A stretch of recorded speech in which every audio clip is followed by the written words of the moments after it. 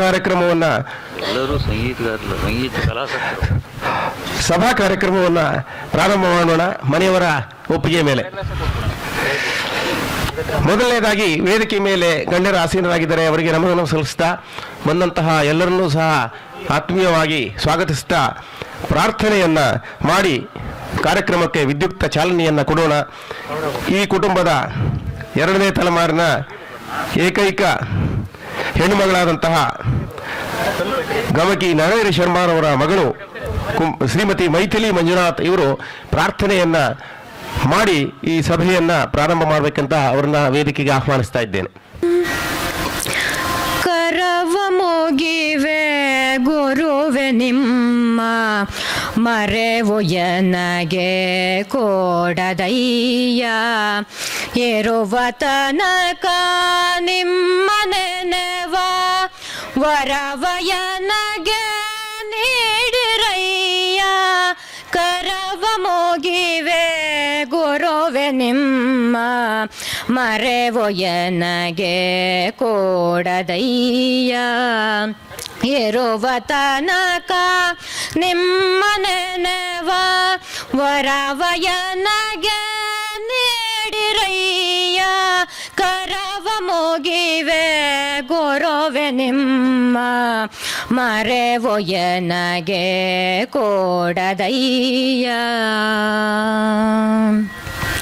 ನಿಮ್ಮ ಪಾದ ಪದ್ಮಗಳಿಗೆ ಎನ್ನಧಾರೆ ಎರೆದನಯ್ಯ.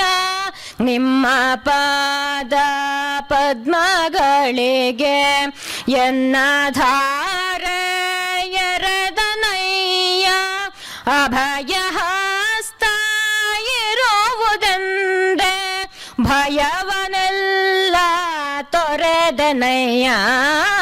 ಕರವ ಮುಗಿವೆ ಗುರುವೆ ನಿಮ್ಮ ಮರೆವು ಎನಗೆ ಕೊಡದಯ್ಯ. ಭವಸಾಗರ ಜಲದ ಮೇಲೆ ಒಡಕೊದೋಣಿ ನನ್ನದಯ್ಯ. ಭವಸಾಗರ ಜಲದ ಮೇಲೆ ಒಡಕೊದೋಣಿ ನನ್ನದಯ್ಯ. ಎತ್ತ ಪಯಣ ಎಂದು ತಿಳಿಯೇ, ಎತ್ತ ಪಯಣ ಎಂದು ತಿಳಿಯೇ, ಈಜು ಕೂಡ ಬಾರದಯ್ಯ. ಕರವ ಮುಗಿವೆ ಗುರುವೆ ನಿಮ್ಮ ಮರೆವು ಎನಗೆ ಕೊಡದಯ್ಯ. ಮೋಹಪಾಶದಲ್ಲಿ ಸಿಲುಕೆ ಮೋಕ್ಷಗತಿಯ ಮರೆತನಯ್ಯ. ಮೋಹಪಾಶದಲ್ಲಿ ಸಿಲುಕೆ ಮೋಕ್ಷಗತಿಯ ಮರೆತನಯ್ಯ. ಪಾಪ ಕೂಪದಲ್ಲಿ ಧುಮುಕಿ ತಾಪದಿಂದ ಬೆಂದೆನಯ್ಯ. ಕರವ ಮುಗಿವೆ ಗುರುವೆ ನಿಮ್ಮ ಮರೆವು ಎನಗೆ ಕೊಡದಯ್ಯ. ಇರುವ ತನಕ ನಿಮ್ಮ ನೆನೆವ ವರವ ಎನಗೆ ನೀಡಿರಯ್ಯ. ಕರವ ಮುಗಿವೆ ಗುರುವೆ ನಿಮ್ಮ ಮರೆವು ಎನಗೆ ಕೊಡದಯ್ಯ.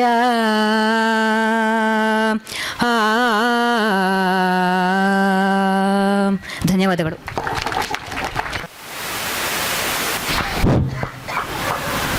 ಶ್ರೀಮತಿ ಮೈಥಿಲಿ ಅವರಿಗೆ ಧನ್ಯವಾದಗಳು. ಮೈಥಿಲಿ ಅವರು ವೇದಿಕೆ ಅಲ್ಲಿ ಇರಬೇಕು, ಅವರಿಗೆ ಅಭಿನಂದನೆಯನ್ನು ಸೂಚಿಸ್ತಾ ಇದ್ದೇವೆ.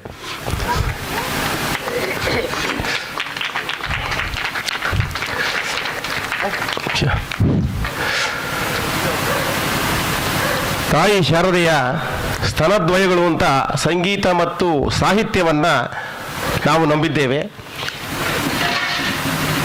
ಈ ಸ್ತನ್ಯವನ್ನು ಹೀರಿ ಈ ಅಮೃತ ಪೀಯೂಷವನ್ನು ಹೀರಿ ಧನ್ಯರಾಗುವಂತಹ ಅನೇಕ ಕನೋಪಾಸಕರನ್ನ ನಾವು ಕಂಡಿದ್ದೇವೆ ನಮ್ಮ ದೇಶದಲ್ಲಿ.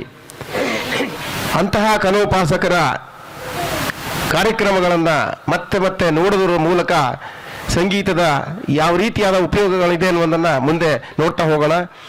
ಈಗ ಎಲ್ಲರನ್ನೂ ಸ್ವಾಗತಿಸಲಿಕ್ಕೆ ಬರ್ತಾ ಇದ್ದಾರೆ ಈ ಮನೆಯ ಹಿರಿಯ ಮಗನಾದಂತಹ ಶ್ರೀ ಗಮಕಿಯವರಂತಹ ನರಹರಿ ಶರ್ಮರವರು. ಎಲ್ಲರಿಗೂ ನಮಸ್ಕಾರ. ಈ ದಿವಸ ನಮ್ಮ ತಂದೆಯವರ ಹೆಸರಿನಲ್ಲಿ ಗಾನ ಸಂಗಮ ಎಂಬ ಕಾರ್ಯಕ್ರಮವನ್ನು ನಮ್ಮ ಕುಟುಂಬದವರೆಲ್ಲ ಸೇರಿ ಆಯೋಜನೆ ಮಾಡಿದ್ದು ನಮಗೆಲ್ಲ ಸಂತಸದ ವಿಷಯ. ಈ ಕಾರ್ಯಕ್ರಮವನ್ನು ಉದ್ಘಾಟಿಸಲು ಶ್ರೀಯುತ TM ಸುಬ್ರಾವ್ ಅವರನ್ನು ಕೇಳಿಕೊಂಡಾಗ ಸಂತೋಷದಿಂದ ಬರಲು ಒಪ್ಪಿರುತ್ತಾರೆ. ಅವರಿಗೆ ನಮ್ಮ ಕುಟುಂಬದ ಪರವಾಗಿ ಹೃತ್ಪೂರ್ವಕವಾಗಿ ಸ್ವಾಗತಿಸುತ್ತೇವೆ.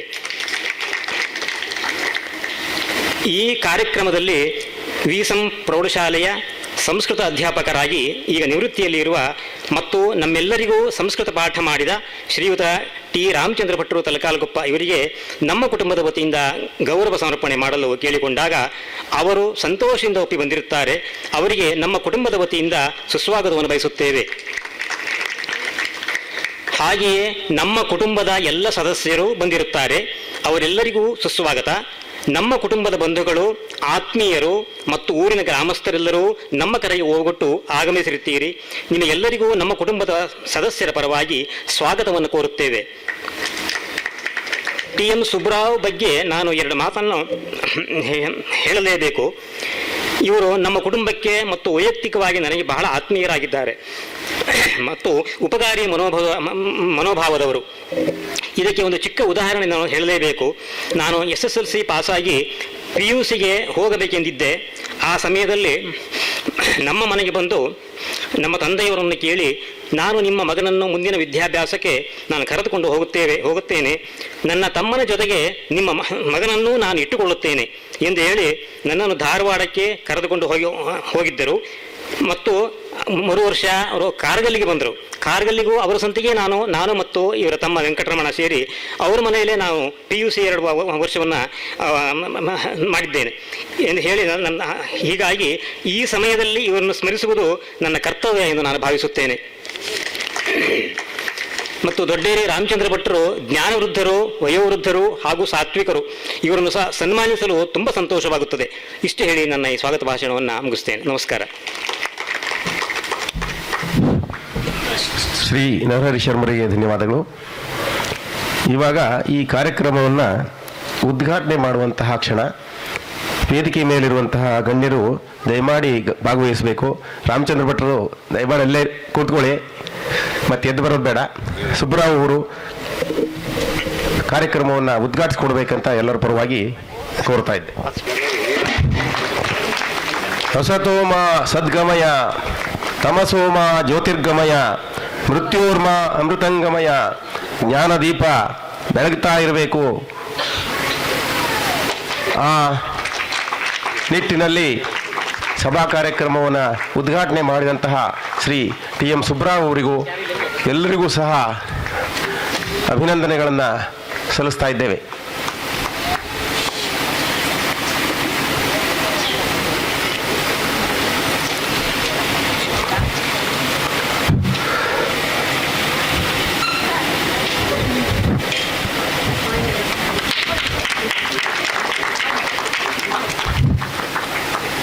ನವರಸಗಳು ನಮಗೆ ಗೊತ್ತಿರುವಂತಹದ್ದೇ. ಆದರೆ ಈ ಸಂಗೀತದ ವಿವಿಧ ರಾಗಗಳು ನವರಸಗಳಿಗೆ ಹೊಂದಿಕೆಯಾಗುವಂತಹ ವಿಧಾನದಲ್ಲಿ ರಾಗಗಳು ಏರ್ಪಾಟಾಗಿದ್ದಾವೆ. ಹಾಗೆ ಅದಕ್ಕೆ ಸಂವಾದಿಯಾಗಿ ರಾಗಗಳನ್ನು ನುಡಿಸ್ತಾರೆ ಎನ್ನುವಂತಹದ್ದು ಒಂದು ಸೋಜಿಗ.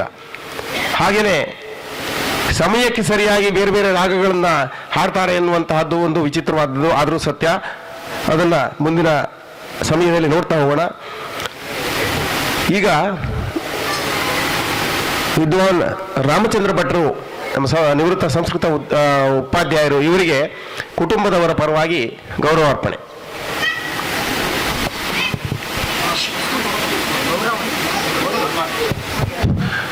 ನರಹರಿ ಶರ್ಮರು ಮೊದಲೇ ಹೇಳಿದಂತೆ ನಿಸರಾಣಿಯ ವಿ.ಸಂ ಪ್ರೌಢಶಾಲೆಯಲ್ಲಿ ಸುದೀರ್ಘವಾಗಿ ಸಂಸ್ಕೃತ ಅಧ್ಯಾಪಕರಾಗಿ ನಿವೃತ್ತಿ ಜೀವನವನ್ನು ನಡೆಸ್ಕೊಳ್ತಾ ಇದ್ದಾರೆ.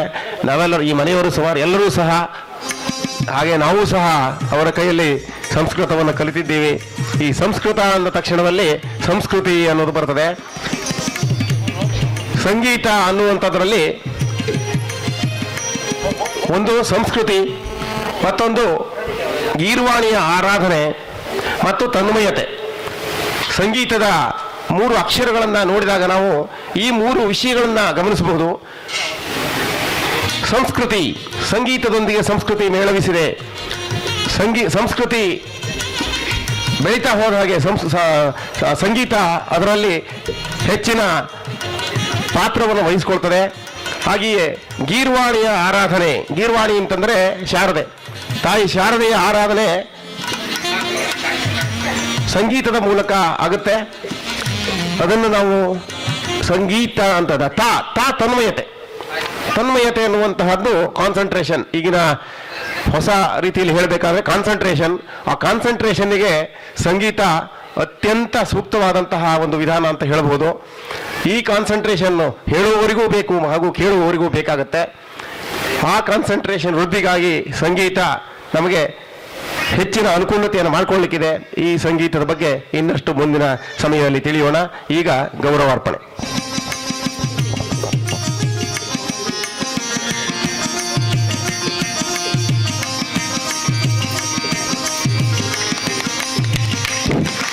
ಧನ್ಯತೆಯ ಕ್ಷಣ.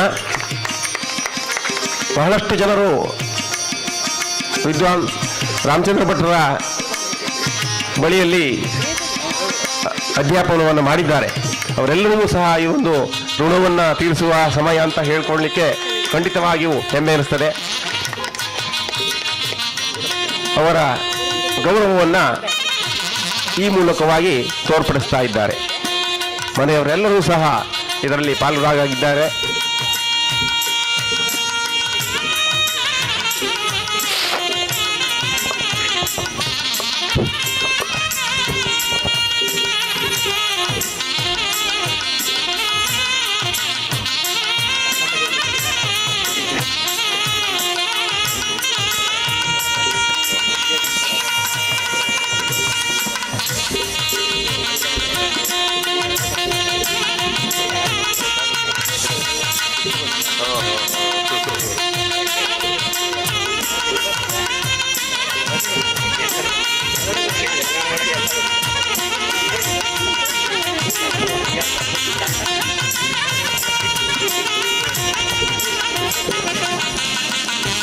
ಆ ಹಿರಿಯ ಜೀವರು ಸಹ ಈ ಸಂಭ್ರಮದಲ್ಲಿ ಪಾಲ್ಗೊಳ್ಳಾಗಿದ್ದಾರೆ. ಧನ್ಯತೆ. ದಿವಸ ಇಲ್ಲಿ ಉತ್ತಮವಾದ ಕಾರ್ಯಕ್ರಮ ನಡೀತಾ ಇದೆ. ಇದಕ್ಕೆ ಎಲ್ಲರಿಗೂ ಕೂಡ ನಾನು ಧನ್ಯವಾದಗಳನ್ನು ಅರ್ಪಿಸ್ತೇನೆ. ಯಾಕೆಂದರೆ ಈ ಕಾರ್ಯಕ್ರಮ ಸುಸಂಸ್ಕೃತವಾದದ್ದು, ಜನರಿಗೆ ಉತ್ತಮವಾದ ಮಾರ್ಗದರ್ಶನವನ್ನು ಕೂಡ ಕೊಡ್ತಕ್ಕಂಥದ್ದಾಗಿದೆ. ಈ ಕಾರ್ಯಕ್ರಮ ಭಾಳ ಚೆನ್ನಾಗಿ ನಡೀತಾ ಇದೆ. ಇದಕ್ಕೆ ಬಂದು ಸೇರಿರ್ತಕ್ಕಂಥ ಜನರು ಕೂಡ ಆತ್ಮೀಯರಾಗಿ ತಮ್ಮ ಒಂದು ಅಭಿಪ್ರಾಯ ಆಮೇಲೆ ಎಲ್ಲರನ್ನೂ ಕೂಡ ತೋರಿಸ್ತಾ ಇದ್ದಾರೆ. ಅವರೆಲ್ಲರಿಗೂ ಕೂಡ ನಾವು ಕೃತಜ್ಞತೆಗಳನ್ನು ಅರ್ಪಿಸ್ತೇವೆ. ಯಾಕೆಂದರೆ ನಾವು ಯಾವುದೇ ಒಂದು ಕಾರ್ಯಕ್ರಮ ನಡೀಲಿ ಅದು 10 ಜನರಿಗೆ ಮನಃಪೂರ್ವಕವಾಗಿ ಒಪ್ಪಿಗೆ ಆಗುವಂಥದ್ದಾಗಿರಬೇಕು. ಅಂಥದ್ದಾಗಿರಬೇಕು ಹೊರತಾಗಿ ಮನಸ್ಸಿಗೆ ಬೇಸರವನ್ನು ತರ್ತಕ್ಕಂಥದ್ದಾಗಿರ್ಬಾರ್ದು. ಇದು ಮನೋರಂಜನೆಯನ್ನು ಉಂಟು ಮಾಡ್ತಕ್ಕಂಥದ್ದಾಗಿದೆ, ಮನಸ್ಸಿಗೆ ಶಾಂತಿಯನ್ನು ತರ್ತಾ ಇದೆ. ಹಾಗಾಗಿ ತಮ್ಮೆಲ್ಲರೂ ಕೂಡ ನಾವು ತಮ್ಮೆಲ್ಲ ಪರವಾಗಿ ಕೃತಜ್ಞತೆಯನ್ನು ಅರ್ಪಿಸ್ತಾ ಇದ್ದೇವೆ. ಜೈ ಹಿಂದ್, ಜೈ ಹಿಂದ್. ಹಿರಿಯರಿಗೆ ಧನ್ಯವಾದಗಳು. ಈಗ ಕಾರ್ಯಕ್ರಮವನ್ನು ಉದ್ಘಾಟಿಸಿದಂತಹ ಶ್ರೀಯುತ ಟಿ.ಎಂ. ಸುಬ್ರಾವ್ ಕಟ್ಟಿನಕೆರೆ ಅವರು ಸಭೆಯನ್ನು ಉದ್ದೇಶಿಸಿ ಉದ್ಘಾಟನಾ ನುಡಿಗಳನ್ನು ಆಡಬೇಕಂತ ಕೇಳ್ಕೊಳ್ತಾ ಇದ್ದೇನೆ.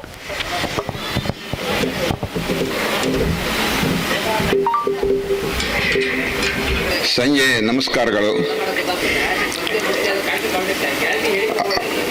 ಕೊಪ್ಪಲು ವೆಂಕಪ್ಪನವರು ಮತ್ತು ಪಾರ್ವತಮ್ಮನವರು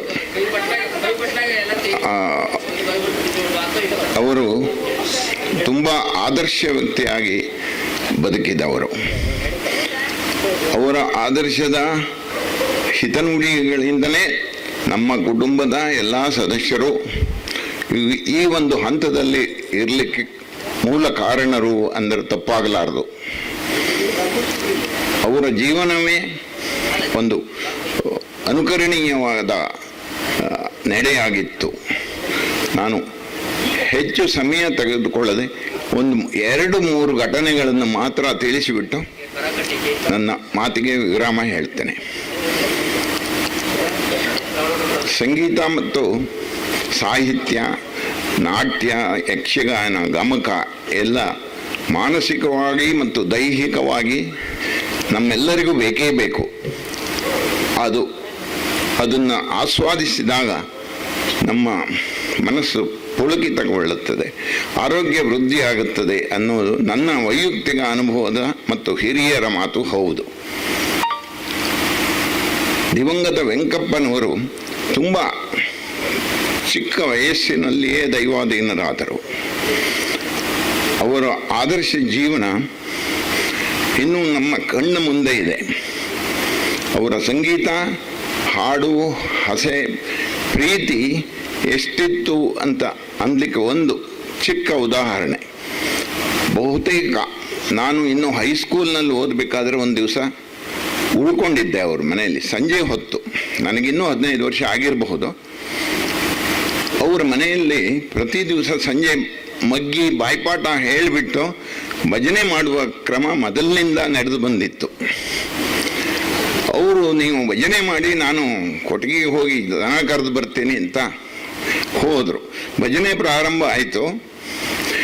ಯಾವುದೋ ರಾಗ, ತಾಳ, ಲಯ ಯಾವುದು ನಮಗಂತೂ ಏನು ಇವತ್ತಿಗೂ ಗೊತ್ತಿಲ್ಲ, ಆದರೆ ಸಂಗೀತವನ್ನು ಆಸ್ವಾದಿಸ್ತೀವಿ. ರಾಗ ತಪ್ಪಲ್ರೋ, ಏನು ಯಾವುದು ಸ್ವರದಲ್ಲಿ ಹಾಡ್ತಾ ಇದ್ದೀರಿ, ತಾಳ ತಪ್ಪಿತು ಏನ್ರೋ ಅಂತ ನಾವು ಭಜನೆ ಮಾಡೋ ಸ್ಥಳಕ್ಕೂ ಮತ್ತು ಅವರು ಕೊಟ್ಟಿಗೆ ಕರೆಯೋ ಸ್ಥಳಕ್ಕೂ ಸುಮಾರು 100 ಅಡಿ ದೂರ ಇದ್ದಿರಬಹುದು. ಅವರ ಆ ಆಸಕ್ತಿ ಎಷ್ಟಿತ್ತು ಅಂತಂದರೆ, ಅದು ಕರೆದ ತಕ್ಷಣ ರಾಗ ಹೀಗೆ ಹೇಳಿ ಅಂತ ಅಲ್ಲಿಂದನೇ ಕೂಗಿ ಹೇಳಿದರು. ಅದು ಅವ್ರಿಗೆ ಸಮಾಧಾನ ಆಗಲಿಲ್ಲ. ಮಕ್ಕಳೆಲ್ಲ ಫಾಲೋ ಮಾಡಲಿಲ್ಲ ಅಂತ ಅವರು ಕರೆಯೋದನ್ನು ನಿಲ್ಲಿಸಿ ಬಂದು ಹೀಗೆ ಹೇಳಬೇಕು, ತಗೋ ತಾಳ ಅಂತ ನ್ಯಾಚುರಲ್ ಆಗಿ ಅವರು ರಾಗ ಹೀಗಿರಬೇಕು, ತಾಳ ಹೀಗಿರಬೇಕು ಅಂತ ಹೇಳಿದವರು. ಅಂದರೆ ಯಾವುದೇ ಒಂದು ಕಾರ್ಯ ಮಾಡಿದರೂ ಅಚ್ಚುಕಟ್ಟಾಗಿ ಶ್ರದ್ಧೆಯಿಂದ ಮಾಡಬೇಕು ಅಂತ. ಒಂದು 2ನೇ ಸಾರಿ ನನಗೆ ಮತ್ತೊಮ್ಮೆ ಅವರ ಚೊಕ್ಕತನ ಮತ್ತು ಶ್ರದ್ಧೆ ಹೇಗಿತ್ತು ಅಂತಂದರೆ, ನಮ್ಮ ಮನೆಯಲ್ಲಿ ಹಿಂದೆ ಹೇಳಿದಾಗ ನರಹರಿ ಶರ್ಮಾ 1 ವರ್ಷ ಅಥವಾ ಕೆಲ ಕಾಲ ಧಾರವಾಡ ಮತ್ತು ಕಾರ್ಗಲ್ನಲ್ಲಿ ನಮ್ಮ ಜೊತೆಗೆ ಇದ್ದು ವಿದ್ಯಾಭ್ಯಾಸಕ್ಕೆ. ಆವಾಗ ಒಮ್ಮೆ ನಾವು ಧಾರವಾಡದಲ್ಲಿದ್ದಾಗ ಅವ್ರು ಬಂದಿದ್ದರು. ಬರ್ತಾ ಅವ್ರ ಮನೆಗೆ ನಾವು ಬಂದ್ವಿ.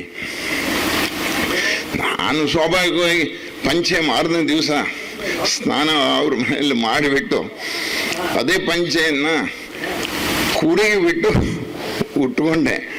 ಅವರು ಎಷ್ಟು ಸೂಚ್ಯವಾಗಿ ನಾವು ಹೇಗಿರಬೇಕು ಅನ್ನೋದನ್ನು ನನಗೆ ತಿಳಿಸಿದರು. ಅಂದರೆ, ಸುಬಣ್ಣ, ನನಗಿಂತ ಅವರು ಸುಮಾರು 20 ವರ್ಷ ಹಿರಿಯವರಾಗಿದ್ದರೂ ಕೂಡ ನನ್ನ ಸುಬ್ಬಣ್ಣ ಅಂತ ಕರೀತಾ ಇದ್ರು. ಕುಡಿಗೆ ಹುಟ್ಟರೆ ಕೋಟಿ ಪುಣ್ಯ, ಮಡಿಚಿ ಹುಟ್ಟರೆ ಮಹಾಪುಣ್ಯ ಅಂತ ಹೇಳಿದರು. ಇದರ ಅರ್ಥ ನಾವು ಚೊಕ್ಕವಾಗಿರಬೇಕು, ಮನಸ್ಸು ಶುದ್ಧಿಯಾಗಿರಬೇಕು, ಬಾಹ್ಯ ಆಡಂಬರ ಇರಬಾರ್ದು ಅನ್ನೋದಾಗಿತ್ತು. ಅದು ಇವತ್ತಿಗೂ ನನಗೆ ನೆನಪು ಬರುತ್ತೆ. ಅಚ್ಚುಕಟ್ಟುತನ ಅವರ ಮತ್ತು ಅವರನ್ನ ಅನುಕರಣೀಯರು. ಈ ನಮ್ಮ ತಾಲೂಕಿನಲ್ಲೇ ಅವರು ಅನಂತಪ್ಪನವರು ಅಷ್ಟು, ವೆಂಕಪ್ಪನವರು ಅಷ್ಟು ಪ್ರಸಿದ್ಧರಾಗಿದ್ದರು. ಬಡತನವೇ ನಮ್ಮೆಲ್ಲರಿಗೂ ಆಸ್ತಿಯಾಗಿತ್ತು ಅಂತ ಅನಿಸುತ್ತೆ. ಅವಾಗ ನಾವು ಒಂದು ಚಪ್ಪಲಿ ಕೂಡ ಹಾಕಬೇಕಾದ್ರೆ ಎಷ್ಟೋ 15-20 ವರ್ಷ ಆಗಿತ್ತು. ಆ ಪರಿಸ್ಥಿತಿ ಎಲ್ಲರದ್ದು ಇತ್ತು. ನಮ್ಮ ಸಮಾಜದಲ್ಲೇ ಅವಾಗ ಬಡತನ ಜಾಸ್ತಿ ಇತ್ತು. ಅಷ್ಟಾದರೂ ಕೂಡ ಸಂಸ್ಕಾರವನ್ನು ಅವರು ಕೊಡೋದು ಮಕ್ಕಳಿಗೆ ತುಂಬ ಚೆನ್ನಾಗಿ ದಾರೆ ಎರೆದಿದ್ದಾರೆ. ಅವರ ಹಿರಿಯ ಮಗ ನರಹರಿ ಶರ್ಮಾ ಇವತ್ತು ಅತ್ಯುತ್ತಮ ಗಮಕಿ, ನಮ್ಮ ರಾಜ್ಯ ಮಟ್ಟದ ಪ್ರಶಸ್ತಿ ಸಿಗಬೇಕಾದ ಕಾಲ ಸನ್ನಿಹಿತ ಆಗಲಿ ಅಂತ ನಾನಂತೂ ಆಶಿಸುತ್ತೇನೆ. ಕನಿಷ್ಠ ನಾನೇ ಒಂದು 50 ಕಾರ್ಯಕ್ರಮವನ್ನು ಆಯೋಜನೆಗೊಳಿಸಿರಬಹುದು. ಹಿಂದೆ ನಿಸರಾಣಿ ರಾಮಚಂದ್ರ ಅವರು ಪಟ್ಟ ಶಿಷ್ಯ, ಅವರಿಬ್ಬರು ಜೋಡಿ ಇತ್ತು. ನಾವು ಎಲ್ಲೆಲ್ಲಿ ವರ್ಕ್ ಮಾಡಿದ್ವೋ ಅಲ್ಲೆಲ್ಲರನ್ನು ಕರೆದು ಬಿಟ್ಟು ನಾವು ತುಂಬ ಖುಷಿ ಪಡ್ತಾ ಇದ್ವಿ. ಹಾಗೆ ನಿಸರಾಣಿ ರಾಮಚಂದ್ರನ್ ಜೊತೆಗೆ ಅವ್ರ ಜೋಡಿ ಇತ್ತು. ಇತ್ತೀಚೆಗೆ ನಮ್ಮ ತಮ್ಮ ರವೀಂದ್ರ ಬಹುತೇಕ ಇನ್ನೊಂದು 10 ನಿಮಿಷ ಅವರು ಮಾತಾಡ್ತಾರೆ ನಮ್ಮ ಅವಿನಾಭಾವವಾದ ಸಂಬಂಧದ ಬಗೆಗೆ. ಅವರು ನರಹರಿ ಶರ್ಮರು ಈಗ ಸ್ವಲ್ಪ ಪ್ರಖ್ಯಾತವಾಗ್ತಾ ಇದ್ದಾರೆ. ತುಂಬ ಚೆನ್ನಾಗಿ ಗಮಕ ಅಲ್ಲಲ್ಲಿ ನಡೀತಾ ಇದೆ. ಈ ಎರಡನೇ ವೆಂಕಟೇಶ ಶರ್ಮಾ ಅವರು ಹಿಂದೂಸ್ತಾನಿ ಮತ್ತು ಕರ್ನಾಟಕಿ ಸಂಗೀತದ ವಿದ್ವತ್ತು ಪಡೆದ ನಮ್ಮ ಏರಿಯಾದಲ್ಲಿ ನಂಬರ್ 1 ಅಂತ ನನಗಂತೂ ಅನಿಸುತ್ತೆ. ಸೊ ಅವರ ಕಾರ್ಯಕ್ರಮವನ್ನು ಸುಮಾರು ಒಂದು 10-18 ವರ್ಷದ ಹಿಂದೆ ನಾನು ಲೈವ್ ಕೇಳಿದ್ದೆ. ಸಾಗರದ ವಸುಧಾ ಶರ್ಮಾ ಅವರು ವಾರ್ಷಿಕವಾಗಿ ಒಂದು ಕಾರ್ಯಕ್ರಮ 3 ದಿವಸ ಮಾಡ್ತಾರೆ. ಅದರಲ್ಲಿ ಇವರು 12 ಗಂಟೆಯಿಂದ 2:30ವರೆಗೆ ಬಿಸಿ ಬಿಸಿ ಬಿಸಿಲಿನಲ್ಲಿ ಸುಮಾರು 2500 ಜನಕ್ಕೂ ಹೆಚ್ಚು ಜನಗಳು ಆಸ್ವಾದಿಸಿದರು. ಅಷ್ಟು ಅದ್ಭುತವಾದ ಕಚೇರಿಯನ್ನು ಇವತ್ತಿಗೂ, ಈಗ ನಾನು ನೆಕ್ಸ್ಟ್ 13-14-15 ಈ ವರ್ಷದ ಕಾರ್ಯಕ್ರಮಕ್ಕೆ ಇನ್ವಿಟೇಷನ್ ಆಗಲೇ ಅವರಿಗೆ ಎಕ್ಸ್ಟೆಂಡ್ ಮಾಡಿದ್ದೀನಿ, ಬನ್ನಿ ಅಂತ. ಅತ್ಯುತ್ತಮ ಗಾಯಕರು. 3ನೇ ಮಾವಲೇಶ್ವರ ಅವರು ಯಕ್ಷಗಾನ ಪದ್ಯ ಎಲ್ಲ ಚೆನ್ನಾಗಿ ಹೇಳ್ತಾರೆ ಅವರು. 4ನೇ ರಾಮು ಗುನುಗುನು ಹುಡ್ತಾರೆ, ಒಳ್ಳೆ ಹಾಡು ಹಾಡ್ತಾರೆ. ಹೆಣ್ಣು ಮಕ್ಕಳು ಮಹಾಲಕ್ಷ್ಮಿ, ಅವರ ಮಗ ಹೀಗೆ ವಿಕಾಸ ವಿಶ್ವಾಸ ಅದ್ಭುತವಾಗಿ ಹಾಡ್ತಾರೆ. ವಿದ್ವತ್ತಾಗಿದೆ, ಅವರ ಕಚೇರಿ ಇದೆ. ನಾವು ಆ ಕಚೇರಿಯನ್ನು ಸವಿಯೋಣ ಎಲ್ಲ. ಮತ್ತು ಅವರ ಹೆಣ್ಮಕ್ಕಳು 3 ಜನ ಕೂಡ ಅತ್ಯಂತ ಸುಶ್ರಾವ್ಯವಾಗಿ ಹಾಡು ಸೇರಿ ಹೇಳ್ತಾರೆ. ಅದರಲ್ಲಿ ಒಬ್ಬರು ಗಮಕ ಪ್ರವೀಣಿಯೂ ಹೌದು. ಯಾರು ಅನಸೂಯ ಇರಬೇಕು, ಬಹುತೇಕ ಅನಸೂಯ ಅವರು ಗಮಕ ಹೇಳ್ತಾರೆ. ಹಾಗೆ ಅವರ ಕುಟುಂಬವೇ ಸಂಗೀತದ ಕುಟುಂಬ ಅಂತ ಅನಿಸುತ್ತೆ, ಸಂಸ್ಕಾರದ ಕುಟುಂಬ ಅಂತಲೂ ಅನಿಸುತ್ತೆ. ಸೊ ನಮಗೆ ಇಂಥ ಒಂದು ಅವರ ಹೆಸರಿನಲ್ಲಿ ಒಂದು ಪ್ರತಿ ವರ್ಷ ಬಹುತೇಕ ಅವರು ಮಾಡ್ತೀನಿ ಅಂತ ಹೇಳಿದರು. ವೆಂಕಟ ಪ್ರತಿಷ್ಠಾನ ಮತ್ತು ಅವರ ಹೆಂಡತಿ ಪಾರ್ವತಮ್ಮ ಅಂತ. ಇವತ್ತಿಗೂ ಅವರನ್ನು ನಾವು ಸದಾ ನೆನೆಸ್ತಾ ಇರ್ತೇವೆ. ಅವರೆಲ್ಲರಿಗೂ, ಈ ಮನೆಯ ಈ ಕುಟುಂಬದ ಸದಸ್ಯರು ಎಲ್ಲರಿಗೂ ಒಳ್ಳೆಯದಾಗಲಿ. ಇಲ್ಲಿ ಕೇಳಲಿಕ್ಕೆ, ಸಂಗೀತ ಆಲಿಸಲಿಕ್ಕೆ ಬಂದ ಊರಿನ ಹಿರಿಯರು, ಅಕ್ಕಪಕ್ಕದವರು, ಗೆಳೆಯರು ಎಲ್ಲರಿಗೂ ಒಳ್ಳೆಯದಾಗಲಿ. ಸಂಗೀತವನ್ನು ಸವಿಯೋಣ. ಸಂಗೀತ ನಮಗೆ ಆನಂದ ಕೊಡುತ್ತದೆ. ಇಷ್ಟು ಹೇಳಿ ನನಗೆ ಅವಕಾಶ, ನನಗೆ ಹೇಳಿದರು, ನಾನು ಒಬ್ಬ ಕಲಾವಿದನಲ್ಲ, ಏನಲ್ಲ, ನಾನು ಮಾತಾಡಲಿಕ್ಕೂ ಸರಿಯಾಗಿ ಬರೋದಿಲ್ಲ, ಏನೋ 2 ಮಾತು, ನಾನು ಭಾವಪೂರ್ಣವಾಗಿ 2 ಮಾತು ಆಡ್ತೀನಿ ಅಷ್ಟೇ ಅಂತ ಹೇಳಿದಾಗ, ಇಲ್ಲ ನೀವು ಬಂದು ಇದ್ದರೆ ಸಾಕು, ನಮಗಷ್ಟೇ ಖುಷಿ ಅಂತ ಅಂದ. ಆ ಪ್ರೀತಿಯಿಂದ ನನ್ನ ಕರೆದು ಇಲ್ಲಿ ಈ ಅವಕಾಶಕ್ಕಾಗಿ ಅವರಿಗೆ ಧನ್ಯವಾದ ಅರ್ಪಿಸ್ತಾ, ನಾವು ಮುಂದೆ ಸಂಗೀತ ಕಾರ್ಯಕ್ರಮಗಳು, ಇನ್ನು ಭಾವಗೀತೆಗಳು, ಮನೆಯವರೆಲ್ಲ ಸೇರಿ ಹಾಡು ಹೇಳೋದು ಎಲ್ಲ ಇದೆ. ಮತ್ತು ರಾತ್ರಿ 9 ಗಂಟೆಯಿಂದ ಅವ್ರದ್ದೇ ಮನೆಯ ಕುಡಿ, ಯಾರು ವಿದ್ವಾನ್ ವಿಶ್ವಾಸ NG, ಅವರು ಕರ್ನಾಟಕಿ ವಿದ್ವತ್ತಾಗಿದೆ ಅಂತ ಕೇಳಿ ಬಂತು. ಅವರ ಗಾಯನವನ್ನು ಆಲಿಸೋಣ. ಅವರಿಗೆ ವಯಲಿನ್ ಸಾಥಿಯಾಗಿ ವಿದ್ವಾನ್ ಅರ್ಜುನ್ ದಿನಕರ್ ಬೆಂಗಳೂರಿಂದ ಆಗಮಿಸಿದ್ದಾರೆ. ವಿದ್ವಾನ್ ನರಸಿಂಹ S ಅಯ್ಯಂಗಾರ್ ಮೃದಂಗಕ್ಕೆ ಸಹಕರಿಸ್ತಾ ಇದ್ದಾರೆ. ನಾವೆಲ್ಲ ಸಂಗೀತ ಕೇಳೋಣ, ಖುಷಿ ಪಡೋಣ. ಎಲ್ಲರಿಗೂ ಒಳ್ಳೆಯದಾಗಲಿ. ನಮಸ್ಕಾರಗಳು. ಕಾಲೋಚಿತವಾಗಿ ಉದ್ಘಾಟನಾ ನುಡಿಗಳನ್ನು ಆಡಿದಂತಹ ಶ್ರೀಯುತ ಸುಬ್ರಾಯ್ ಅವರಿಗೆ ಧನ್ಯವಾದಗಳು. ಈಗ ಈ ಕುಟುಂಬದ ಹಿರಿಯರಾದಂತಹ ಕೊಪ್ಪಲು ವೆಂಕಪ್ಪನವರ ಜೀವನದ ಬಗ್ಗೆ 1-2 ಜನರು ನುಡಿ ನಮನವನ್ನು ಸಲ್ಲಿಸಲಿಕ್ಕೆ ಬರ್ತಾ ಇದ್ದಾರೆ. ಮೊದಲನೇದಾಗಿ ಶ್ರೀಯುತ TM ರವೀಂದ್ರ ಕಟ್ಟಿನಕೆರೆಯವರು ವೆಂಕಪ್ಪನವರ ಜೊತೆಗಿನ ಅವರ ಒಡನಾಟ ಇರಬಹುದು ಅಥವಾ ಅವರ ಜೀವನದ ಕೆಲವು ಘಟನೆಗಳ ಬಗ್ಗೆ ಹೇಳಲಿಕ್ಕೆ ನಮ್ಮೊಂದಿಗೆ ವೇದಿಕೆ ಮೇಲೆ ಆಗಮಿಸ್ತಾ ಇದ್ದಾರೆ. ವೇದಿಕೆಯಲ್ಲಿ ಆಸೀನರಾಗಿರುವ ಹಿರಿಯರಾದ ನನ್ನ ಸಹೋದರ ಹೌದು, ಉದ್ಘಾಟನೆ ಮಾಡಿದಂಥವರು TM ಸುಬ್ರಾವ್ ಅವರು, ಹಾಗೆ ನಿಮಗೆಲ್ಲ ಸಂಸ್ಕೃತಿಯನ್ನು ಕಲಿಸಿದಂಥ ಟಿ ರಾಮಚಂದ್ರ ಭಟ್ರು ತಲಕಾಲ್ಕೊಪ್ಪ ಅವರೇ, ಗ್ರಾಮಾದಿ ದೇವತೆ ದುರ್ಗಾಮಾತೆ ಹಾಗೂ ಆದಿಪೂಜಿತ ಗಣಪತಿಗೆ ನಮಸ್ಕಾರ ಮಾಡಿ, ತಾಯಿ ಶಾರದೆ ಅದು ಗಾನ ಸಂಗಮ ಅಂತ ಇದೆ, ಗಾನ ಸಂಗಮ ಅದರ ಜೊತೆಯಲ್ಲಿ ಗಾನ ಸಂಭ್ರಮ ಆಗಬೇಕಾಗಿದೆ. ಪ್ರಸ್ತುತ ನನಗೆ ತಕ್ಷಣಕ್ಕೆ ನೆನಪು ಬರೋದು, ಹೊಸವಾಳೆ ಸೀತಾರಾಮರಾಯರ ಮನೆಯಲ್ಲಿ ಕೂತ್ಕೊಳ್ಳುವ ಹಿಂಭಾಗಕ್ಕೆ ಗೋಡೆಯಲ್ಲಿ ಒಂದು ಫಲಕ ಇದೆ, ದೇವರಿದ್ದಾನೆ ಎಚ್ಚರಿಕೆ ಅಂತ. ನನಗೆ ಇಲ್ಲಿ ಅನ್ನಿಸ್ತದೆ, ಕೊಪ್ಪಲು ಎಂಕಪ್ ಚಿಕ್ಕಯ್ಯ ಅಂತಲೇ ನಮ್ಮ ಪ್ರೀತಿಯ ಕರೆ. ಕೊಪ್ಪಲು ಎಂಕಪ್ ಚಿಕ್ಕಯ್ಯ ಇದ್ದಾನೆ, ಇಲ್ಲೆಲ್ಲೂ ಸುತ್ತಮುತ್ತ ಇದ್ದಾರೆ ಅವರು, ಎಚ್ಚರ.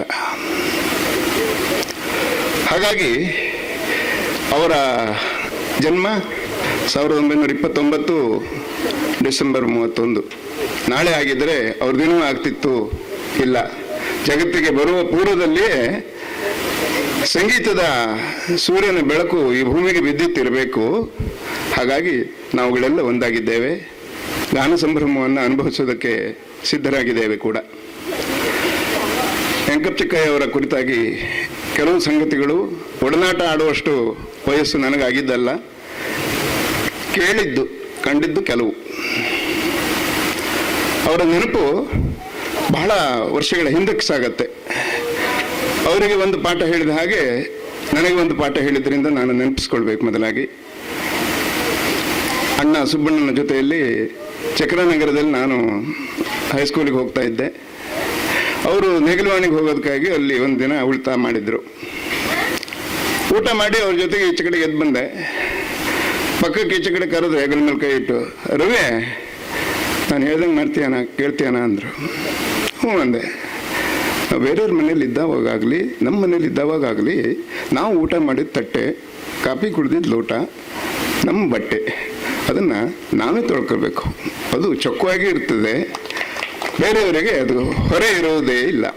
ಇನ್ನು ಮುಂದೆ ಹಾಗೆ ಮಾಡ್ತೀಯಾ ಅಂದರು. ಆಯಿತು ಅಂತ ಅಂದೆ. ಮೊದಲ ಪಾಠ ಅವರು. ಒಮ್ಮೆ ಈ ಕುಟುಂಬದ ಕುರಿತಾಗಿ ನಾನು ಆಲೋಚನೆ ಮಾಡಿದರೆ 10 ನಿಮಿಷ ದಾಟಿ ಹೋಗಬಹುದು. 4 ಕಂಬಗಳು ಯಾವುದೋ ಒಂದು ಚಾವಣಿಯನ್ನು, ಭಾರವನ್ನು ಹೊರೋದಕ್ಕೆ ಬೇಕು. ಆದರೆ ಈ ಕುಟುಂಬಕ್ಕೆ ಬ್ರಹ್ಮ ವಿಷ್ಣು ಮಹೇಶ್ವರರ ಹಾಗೆ ನನಗನ್ನಿಸುವುದು ಎಂಕಪ್ ಚಿಕ್ಕಯ್ಯ, ಹಾಗೆ ಚಿಕ್ಕಿ, ಪಾರ್ವತಿ ಚಿಕ್ಕಿ, ಇನ್ನೊಬ್ಬರು ಬೆಳ್ಳು ಮಾವ ಅಂತ ಎಲ್ಲರೂ ಕರೆಯುವ ಬೆಳ್ಳು ಭಟ್ರು. ಇವತ್ತುವರೆಗೂ ದೇವರಾಣೆ ಅವ್ರ ಹೆಸರು ಗೊತ್ತಿಲ್ಲ. ಅವ್ರ ಅಣ್ಣ ಕೆ ಸೀತಾರಾಮ್ ಭಟ್ ಗೊತ್ತು. ಅವರು ಕಾರ್ಯಕ್ರಮದ ಸಂಘಟಕರು, ಯಕ್ಷಗಾನ ವಿಶೇಷ ಅಭಿಮಾನಿ ಅವರು. ಆದರೆ ಇವತ್ತಿಗೂ ನನಗೆ ಗೊತ್ತಿಲ್ಲ. ಅವರು ಬೆಳ್ಳು ಭಟ್ರು. ಎಂಕಪ್ ಚಿಕ್ಕಯ್ಯನ ಕೆಲವೊಂದು ಸಂಗತಿಗಳನ್ನು ನಾನು ಹೇಳಲೇಬೇಕಾಗಿದೆ.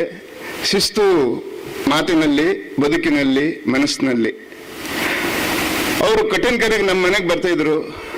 ಬಾಯಲ್ಲಿ ಎಷ್ಟೊತ್ತು ಆರಾಮ ಅಂತ ಕೇಳಿ ಆದ್ಮೇಲೆ ತದರೆ ನನ್ನ. ಅವತ್ತು ನನಗೆ ಗೊತ್ತಾಗಿದ್ದು ತದರೆ ನನ್ನ, ಇವತ್ತು ಗೊತ್ತಾಗುವುದು ತದರೆ ನನ್ನ.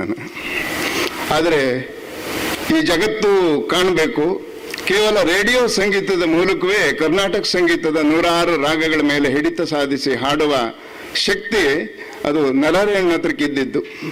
ಯಾವ ಗುರುಮುಖಿಯನ್ನು ಕಲಿಯದೆ ಆಕಾಶವಾಣಿಯಲ್ಲಿ ಬರುವ ಕರ್ನಾಟಕ ಶಾಸ್ತ್ರೀಯ ಸಂಗೀತದ ರಾಗಗಳನ್ನು ತಮ್ಮ ಹೃದಯ ಕುಂಭದಲ್ಲಿ ತುಂಬಿಕೊಂಡು ಲೋಕಕ್ಕೆಲ್ಲ ಹನಿಸ್ತಾ ಇದ್ದಾರೆ. ಅದು ಸಂತೋಷದ ಸಂಗತಿ, ಯಾರೂ ಸಾಧಿಸದ ಸಾಧನೆ ಅದು.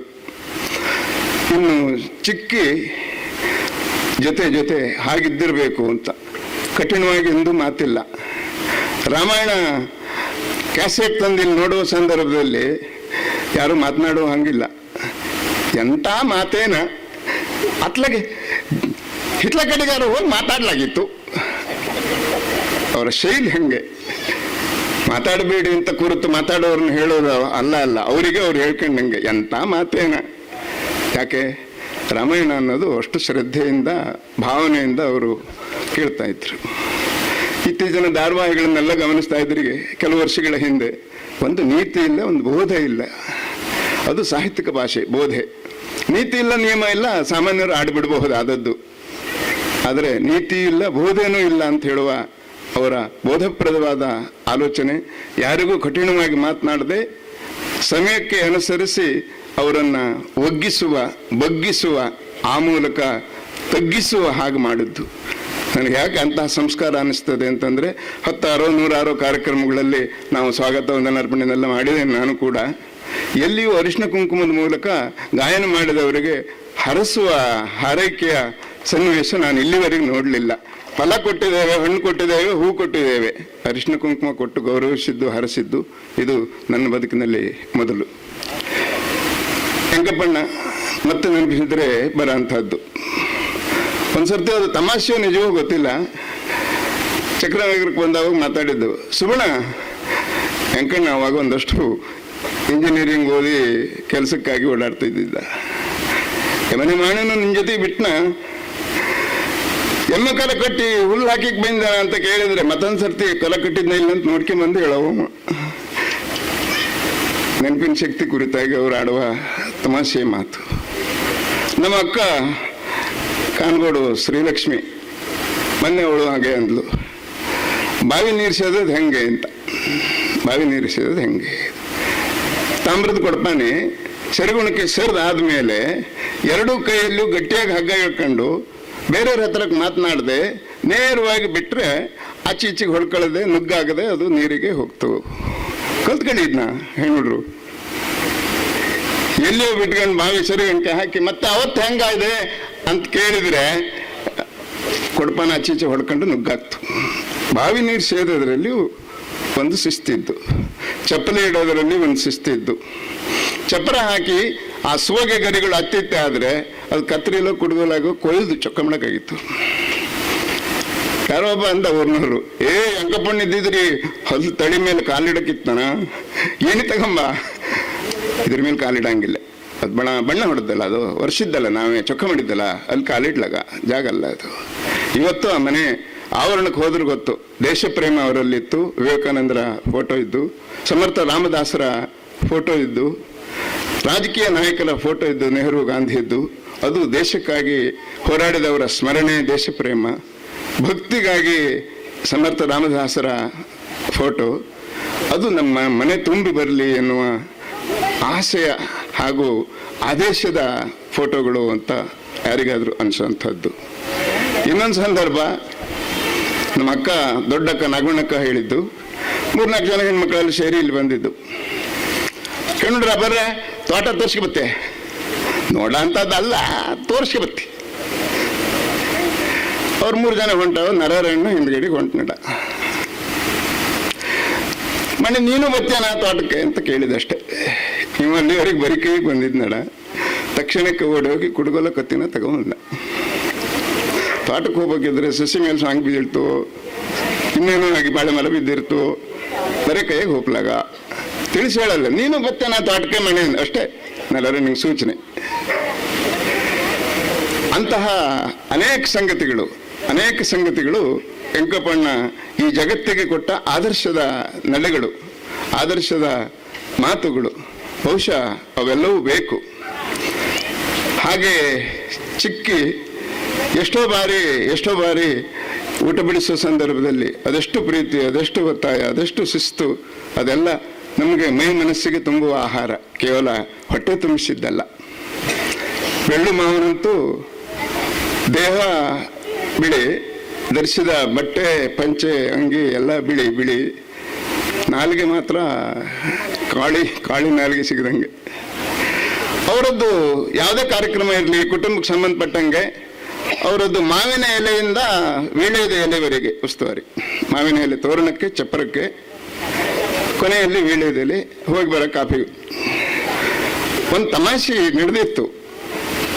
ಹೆಂಗೆ ಅಂದರೆ, ಹೋಳಿಗೆ ಬಹಳ ಸೊಗಸಾಗಿತ್ತು. ಒಂದು ಕಾರ್ಯಕ್ರಮದಾಗ ಯಾರೋ ಒಬ್ಬ ದೂರದ ನೆಂಟರು, ಹೋಳಿಗೆ ಭಾರಿ ಚೆನ್ನಾಗಿತ್ತಾ, 2 ಹೋಳಿಗೆ ತಿಂದ್ಬಿಟ್ಟೆ ಅಂತ ಬೆಳ್ಳು ಮಾವನ ಹತ್ರ ಕೇಳಿದ್ರೆ, ಯಜಮಾನ್ ಮನುಷ್ಯನಲ್ಲ, ವ್ಯವಸ್ಥೆ ಮಾಡಿದವ, ನಾನು ನೋಡಿದ್ದೀನಿ, ತಿಂದಿದ್ದೆ 2 ಅಲ್ಲ 4. ಅಂತ ಬೆಳ್ಳು ಮಾವ, ಅಂತ ಬೆಳ್ಳು ಮಾವ. ಯಜಮಾನ್ ಮನುಷ್ಯ ಸುಮ್ಮನೆ ಮಾಡ್ರ ನೋಡ್ರ ಅವನು ಬಹಳ ಚೆನ್ನಾಗಿತ್ತು. 2 ಹೋಳಿಗೆ ತಿಂದ್ಬಿಟ್ನ. ನೋಡಿದ್ದೆ ನಾನು 4 ಹಾಕ್ಸಿದ್ದೆ, ನೀನು 4 ತಿಂದಿದೆ. ಈ ಪ್ರೀತಿ ಮತ್ತೆಲ್ಲಿ ಸಿಕ್ತು? ಹಾಗೆ ಈ ಕುಟುಂಬದಲ್ಲಿ ಉಳಿದ ಸದಸ್ಯರು ಕೂಡ ಎಷ್ಟೋ ಬಾರಿ ನೆನಪಿನ ಮಾಲಿಕೆಯಲ್ಲಿ ನನಗೆ ಸಿಕ್ತ. ನರರಣ್ಣ ಕೊರೋನಾ ಸಂದರ್ಭ ಭಾಳ ದಿನ ಆಗಿತ್ತು. ಊರ ಕಡೆಗೆ ಬಂದ, ಒಂದು ಸರ್ತಿ ಉಳ್ಕೊಂಡು ಹೋಗುವಂತ ಬಂದಾತು, ಉಳಿದಾತು. 9ರಿಂದ 12 ಗಂಟೆ ರಾತ್ರಿವರೆಗೂ ಗಮಕದ ಅನೇಕ ಪದ್ಯಗಳನ್ನು ಹೇಳಿ ಅದರ ಸ್ವಾರಸ್ಯ ಅನುಭವ. ಒಂದೊಂದು ಸರ್ತಿ ಅವನಿಗೆ ಕಣ್ಣೀರು. ಎಂಥ ಗಂಗೆ ನೆನಪಿಗೆ ಬರ್ತಿತ್ತು. ಕೊನೆಗೆ ಅಂದ, ನನಗೆ ಎಂತಾಗಿತ್ತು ಅಂದರೆ, ಈ ಲವಕುಶರು ವಾಲ್ಮೀಕಿಗಳ ಆಶ್ರಮದಾಗಿದ್ದವಾಗ ಅವ್ರ ಆಟ ನೋಡ್ಕೋತಾ ಅನುಷ್ಠಾನ ಬಿಟ್ಬಿಟ್ಟಿದ್ದು ಡೋಮರಯ್ಯ. ನನಗೆ ಹಂಗಾಗೋಗಿತ್ತು. ಈ ಮೊಮ್ಮಕ್ಕಳ ಕಾಲದಾಗೆ ಭಾಳ ದಿನ ಓದೇ ಇರಲಿಲ್ಲ. ಭಾರಿ ಖುಷಿ ಆಯ್ತು ಅಂತ, ಭಾರಿ ಖುಷಿ ಆಯ್ತು. ಹಾಗೆ ಶಶಿಕಲಾ ಎಂಥದ್ದು ಮಾಡಲೇ ಇಲ್ಲ, ಸಾಂಬಾರು ಸೊಪ್ಪಿನ ಬೀಸ್ಗೋಜು ಅಡ್ಡಿಲ್ಲ, ನಾನು ಅದಕ್ಕೊಂಚೂರು ಈರುಳ್ಳಿ ಇದ್ಬಿಟ್ಟು ಚೆನ್ನಾಗಾಗ್ತು ಅಂದು ಊಟ ಮಾಡಿದ್ವಿ. ಭಾರಿ ಖುಷಿಯಿಂದ ಪ್ರೀತಿಯಿಂದ ಊಟ ಮಾಡಿಸಿದ.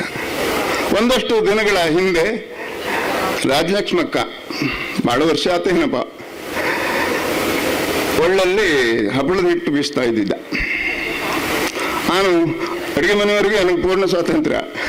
ಖುಷಿಯಿಂದ ಮಾತಾಡ್ಕೋತಾ ಅಡುಗೆ ಮನೆವರೆಗೂ ಹೋಗ್ಬಿಡದೆ. ಓಹೋ 8 ಜನ ತಡೆದು ಬರೋಕ್ಕಾಗಿತ್ತು ಅಂದು. ಅಂದ್ರೆ ಹಪ್ಪಳ ಒಣಗ್ತಿತ್ತಲ್ಲ, ಅವಾಗ ಕರ್ಕೊಡ್ತಾ ತಿಂತಿದ್ದಿ ಅಂತ. ರಾಜಲಕ್ಷ್ಮಕ್ಕ ತಕ್ಷಣಕ್ಕೆ ಈ ಸ್ವಾರಸ್ಯ ನೋಡು, ಹಸಿ ಹಿಟ್ಟಿಗೆ ಕೊಬ್ಬರಿ ಎಣ್ಣೆ ಹಾಕೊಂಡು ತಿಂದ್ರೆ ಹೆಂಗಾಗ್ತು ಅಂತ ಒಂದು ತಟ್ಟಿಗೆ ಹಾಕಿಕೊಟ್ಟ. ಭಾಳ ಖುಷಿಯಾಗಿತ್ತು, ಭಾಳ ಚೆನ್ನಾಗಿತ್ತು. ಅದೇ ಒಂದಷ್ಟು ದಿನದ ನಂತರಕ್ಕೆ ಬಂದು ಮತ್ತೆ ಸಾಯಂಕಾಲ 5:30 ಅಷ್ಟೊತ್ತಿಗೆ ಮಾತಾಡಿಸಿ ಒಂದು ಲೋಟ ನೀರು ಕುಡಿದು ಮಹಾಬಲೇಶ್ವರಣ್ಣಂದ ರವೆ ಕಪ್ಪಾಗ್ತು ಮತ್ತೆ ಬೇಗ ಹೋಗೋ ಅಂತ ಹೇಳ್ತಾ ಮಸಾಲೆ ಅವಲಕ್ಕಿ ಮಾಡ್ಬಿಡು ಚೆನ್ನಾಗಿಂದ.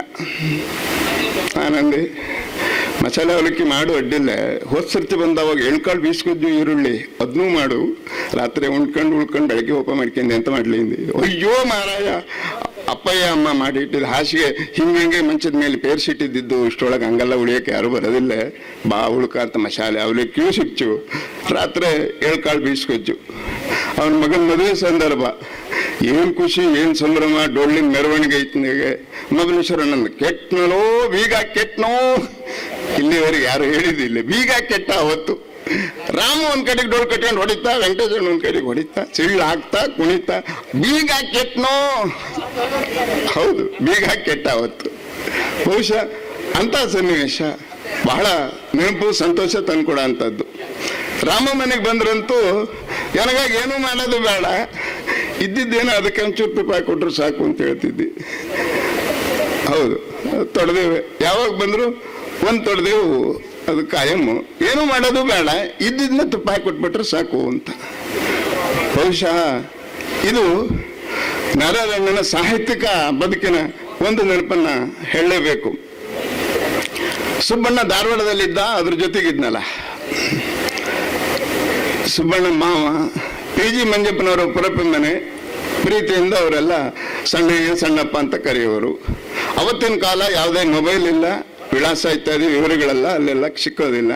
ಹೋಗಿದ್ದಾರೆ, ಇರೋ ಜಾಗ ಹುಡುಕಿದ್ದವರು. ಅವರೇ ಹೇಳಿದ್ದು, 1-1.5 ತಾಸು ಆ ಬೀದಿಯ ಈ ಬೀದಿಯೋ, ಆ ಬೀದಿಯ ಈ ಬೀದಿಯೋ ಅಂತ ಸುತ್ತಾಡಿದ್ದು ಹೌದು. ಆವಾಗ ಒಂದು ಸೂಕ್ಷ್ಮ ಸಿಕ್ಕಿತು, ಸಂಗೀತದ ಅಲೆ ಸಿಕ್ತು. ಎಲ್ಲ ಸಂದರ್ಭದಲ್ಲಿ ಅದೊಂದು ಇತಿಹಾಸದ ಮಾತು ಅಂತ ಹೇಳುವುದಿದೆ.